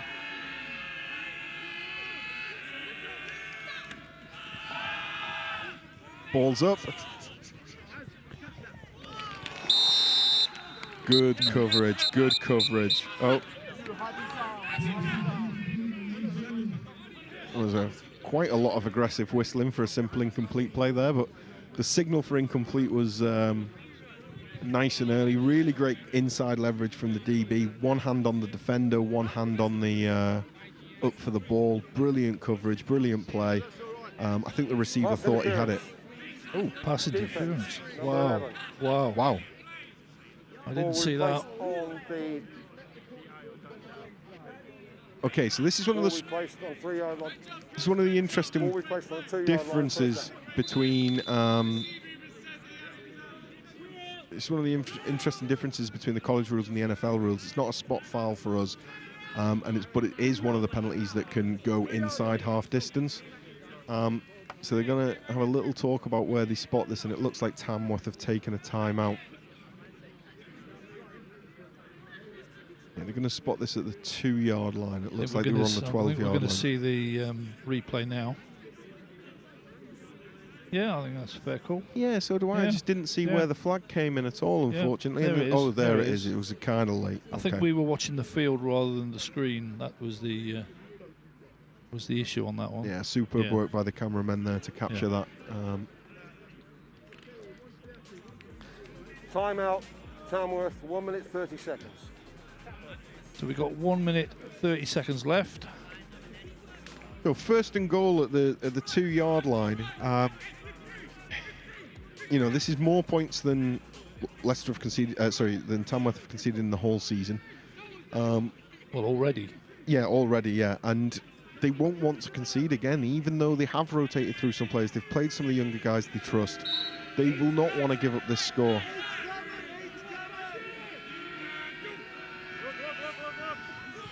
I think Denzel's got it. Denzel's got it. He's making progress. He's got about halfway there. So his spin move was in the backfield, and he did get through there, but wrapped up at the second level, and they're on about the 1-yard line now.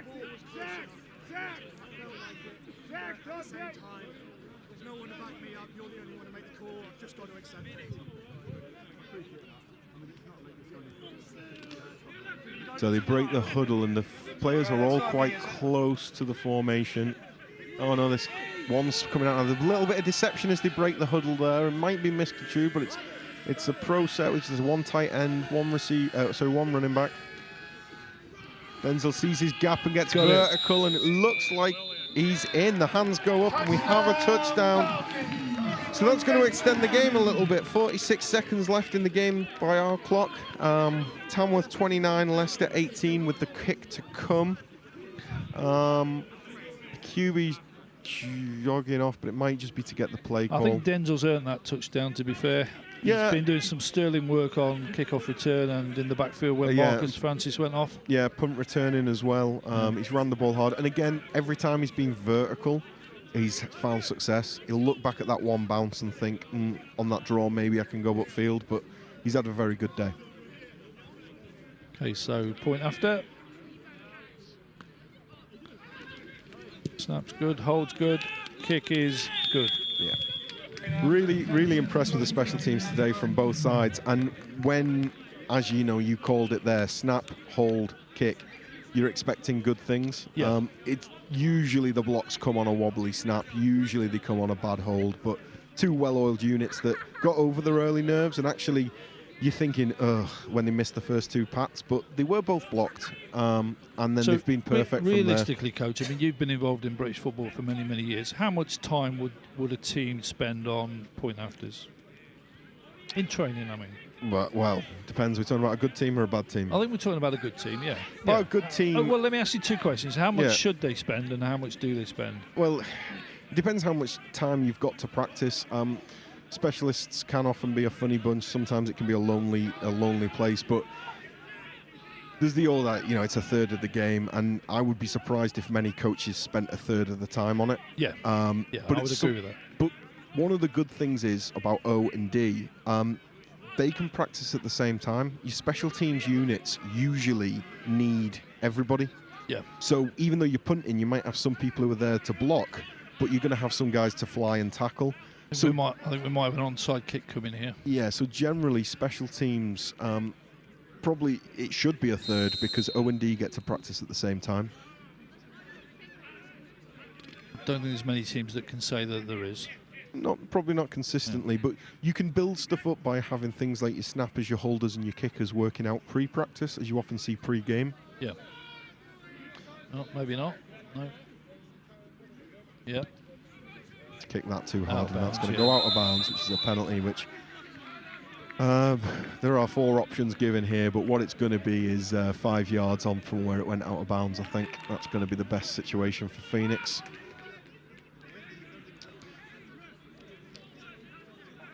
Free kick out of bounds by Leicester. 5 yards will be tacked on from where the ball went out of bounds. Yeah. Tamworth's ball, first down. And Danny will be disappointed with that. He is a special teams veteran. He just didn't make the right connection. He's trying to kick it hard into the ground to make it pop up, to make that defender nervous. It always looks uneasy to me, you know, uncomfortable. It's not a natural movement, is it? No, and you saw them go with a 5-5 split. You saw the long run up, so he had to adjust his body position at the last minute. Yeah. I'm sure he's made that kick in practice 10 times in a row, but he just got the middle of the ball and kind of thinned it out the back.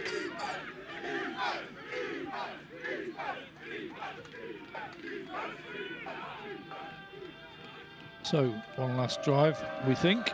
38 seconds Yeah, left. Well, the clock's not in play at the minute yet, so they're having a look at this play from here. But something simple, a handoff, keep the play going. And here's 22, and again, he's running hard. 46. Oh, is it 46? 46. My eyes. No, the tackle was 46. Oh, so the tackle was 46. That's Palm Sidhu again. He's been flowing to he's the had ball. He's had a good game, hasn't he? He has had a very good game, yeah. I think the whole Falcons defense has been pursuing beautifully because the Phoenix are loaded with athletes and talent. And yeah, that is 22. Dan Roberts on the run again, and he's had a hard day because as he's come in and got his extra carries, he's still up against the ones from Falcons who are amped up to get him because they need it. But he's not looked out of place in any way, shape or form. And it's just great to see a whole stable of running backs who are capable of inside runs, outside runs. We've seen them in the passing game. Yeah, there aren't many teams with, what, 4, 5 we've seen today? Yeah, they've got Welly, De Silva, Richards, Elliot Walters and Deji Ali is an unbelievable crew.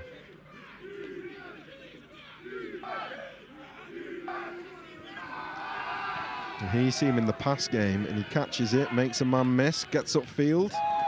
There we go, young man. Yeah. Oh no, 42 this time. But there was that period in the game as well where Beckett was the flash fire linebacker, and he was flying in and making tackles. 42 and 46 have had fantastic games for the Falcons. Timeout, Leicester. 16 seconds. 16 seconds left in the game, so they're going to use the timeouts and make them kneel it probably, but unfortunately that one was just short of the first down for Tamworth. So great catch, great move upfield by Dan Roberts. Again, showing that they can run, they can catch, they can make people miss, they can use power, they can get vertical. You've got to love that. Unfortunately, he was marked just short of the first down from a Tamworth perspective, which means, you know, kneeling and that type of thing might be out of the question, especially if they're going to use the timeouts. But I'd expect a simple handoff here.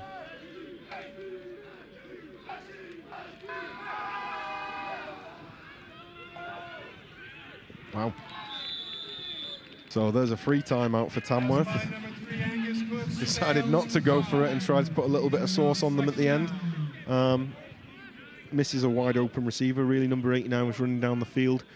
Ben Smith, and obviously that would have been a little bit of salt in the wound for it, but ultimately it just ends up as a timeout, stops the clock. But in a rivalry game, don't really expect anything less. So again, I'm going to surely here, why don't they just take the knee, coach? Are they not risking, you know, the quarterback getting hurt? Yeah, but it's currently 4th down, so you don't taking a knee is a real bad idea. Well, in previous ones then. In previous ones, I presume that Leicester still have the timeout. So it's a little bit of, you know, and that's 2 passes which effectively have gone incomplete. They're trying to end the game with a touchdown, which would be absolutely wild scenes. Right. If they catch it, it's done. they can't. But the game's won. Yeah, they can't lose the game. 4 seconds left in the game. But if you hand off the ball into this mean defense that's flying, you might get a player hurt. You can't really play around people getting hurt. But what they're expecting is it's 4th and 1, it's 3rd and 1. The defense are going to bring it. So they quite cheekily just go, well, we're going to toss one over the top. Unfortunately, in this failing light and tired at the end of the game, and the quarterback play hasn't been to the usual high standard that these two guys are capable of. Yeah. They've missed the receivers, but both receivers were open, and once again, those throws in practice, they're made, but the pressure of the moment, they're not. But we're at what, 8 seconds here, so did you say 16 or 8? No, it's 16 before the last 2, so we must be 4 seconds. We're going for a Hail Mary. If you can try and score late, we can try and score late, I guess is the message here from the Falcons. Certainly the way to entertain, isn't it? Yeah. And it's really dark now, so I think we've got a false start here. Yeah. So there was a young wide receiver, and the guy who scored the touchdown before Jacob Farfo, he was bouncing in his stance. He had so much energy. He knew it was like 100 meters at the Tokyo Olympics. He was ready to go, and unfortunately, he went just before the gun. So if they're going to make it, it's going to be by an extra 5 yards. He wants to make last orders. Yeah. But look at that DB crew that's back there deep. Unbelievable set of DBs. Played fast and loose all day. We got Johnny Weeks back there. We got Will Hobbs back there. We got Dan Hampton back there. Here we go. The ball's up. Ooh. And it was surprisingly close. Really, with his experience, Johnny Weeks there went for the big bat down to say, no, this play's over. You don't need to intercept it to end the game. And unfortunately, he missed, which gave Fafo a chance, but he didn't quite handle it. And that's the end of the ball game. So we've got Tamworth 29, and the Falcons 19. So interesting game, and a few more points than I thought there would be, mostly off that short field. But a game that where I know the Phoenix missed a few more chances and could have won comfortably. But the Falcons missed enough chances where they could have actually won this game as well. So really impressed with both teams, impressed with both organizations. From the moment we turned up, walkthroughs, the warm-ups, the way we were greeted by members of Phoenix management team, we were greeted by members of the Falcons management team. Yep. Really fantastic setup, and a real credit to Britt Ball in both games. We've had a difficult year. Highlighted so much by the minute silence before the game for Joshua, and it's been difficult for so many people. The fact that people are out here and playing sport and expressing themselves to this level is quite simply fantastic. So well done to both clubs, and I hope we see a lot more of this matchup in the future, to be honest. I think it's good for the game. We absolutely will, I think. I mean, I think it's a case of when, not if, Leicester get back to the Premier League. Yeah, absolutely. Certainly with the long-term plans that they've got with coach and the policy with the students at Derby Uni. Yeah. It's not going to take long before. Although, really interestingly today, I know that Cy Roach, we talked about him quite a bit, young player from the NFL Academy. Yeah. With him signing for the University of Derby, but playing for Tamworth Phoenix. That'll be interesting. It is interesting, and is that recruitment pipeline going to change? We know that, in this country, I think it's pretty much undisputed that Jason Scott's the best recruiter, because he's one of the few that's done it as a job. When he's been out in the NCAA, he had to do it as a job. So his come and try out days, he brought that, and now 3 or 4 clubs are copying him. But you've still got to have a good program. A good recruiter can do it for so long, but you've still got to have a good program. Yeah, absolutely. And it's undoubtedly that Jason has that at the Phoenix, at Great Britain, at the University of Nottingham. He's doing a fantastic job, and he's getting talent into his team, and so the pipeline of those Derby University students playing for the Falcons, I don't know. I'm not saying that Cy Roach is the end of that, but I think it's a really interesting question. I think there'll be conversations in the locker room, and there'll be conversations with, you know, people like Danny Burton, who coach the Derby Braves, about trying to bring Sai to the Falcons, no doubt. And there'll be conversations from Sai trying to bring people to the Phoenix, no doubt. You know, it's not nasty recruitment or anything. It's young people fulfilling their dreams in the locker room, talking about stuff. You know, so but both of these are fantastic organisations. Down in the Midlands is a rich vein of talent. We know the Bulls are a well-run organisation. We know that Sandwell have just been promoted to the Premiership, although they struggled a bit this year. We know that Shropshire are playing some of the best football they've played in a long time and have been competitive. So, you know, the Midlands, East Midlands has really got quite a few clubs to watch out for. And in my opinion, these are the best two. These are the two that I'd love to watch this level of Brit Ball game every week.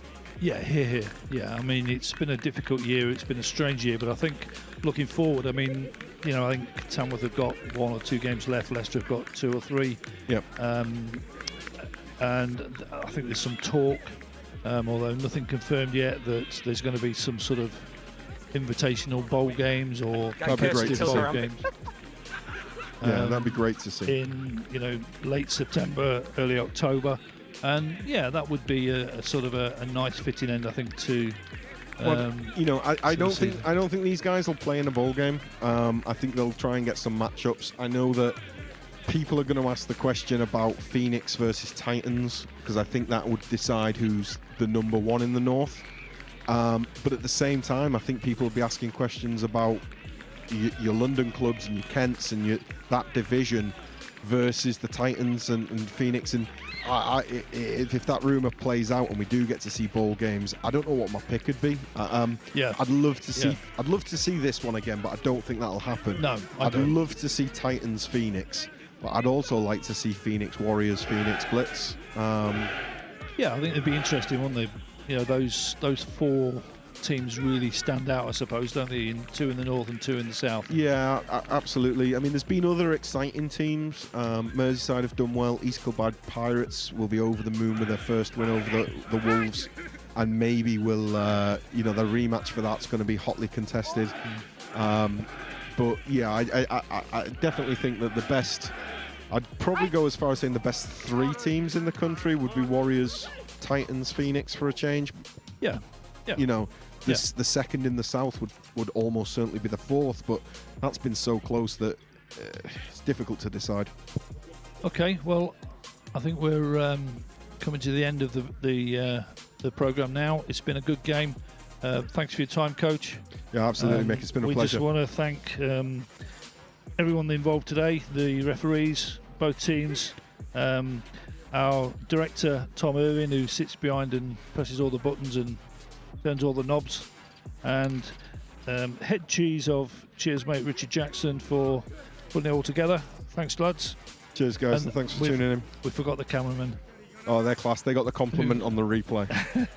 Cheers, thank you. So we'll see everybody again. Let's hope there's more games this year, but if not, we'll see you next year.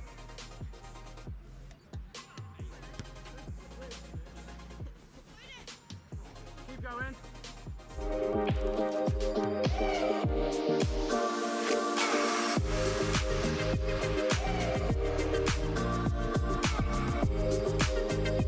What drama we have here! Allowed to play on, puts the shot away, it's just another super goal! I cannot believe what I have just seen. Welcome back, everybody, pitchside. England have won this one 22 points to 6.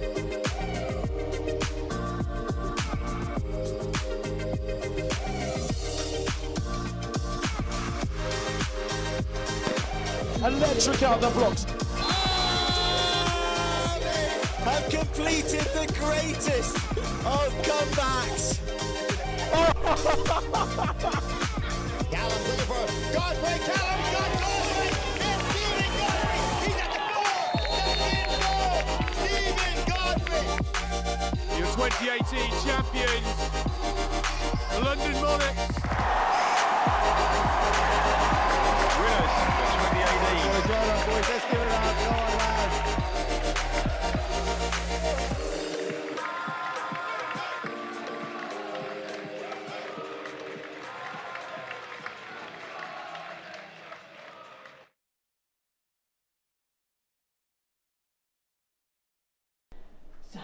find out more about UKFL? I mean, the best way is to go to our website, www.teamukfl.com. Through there, you'll be able to find all the socials, which will give you more up-to-date, nudges. But the website is going to be the main portal for all of our activity. You can sign up on there to get a newsletter, and that's going to be the people that hear about the big developments on a periodic basis. And so go to teamukfl.com, sign up, and you'll be able to hear more about the league.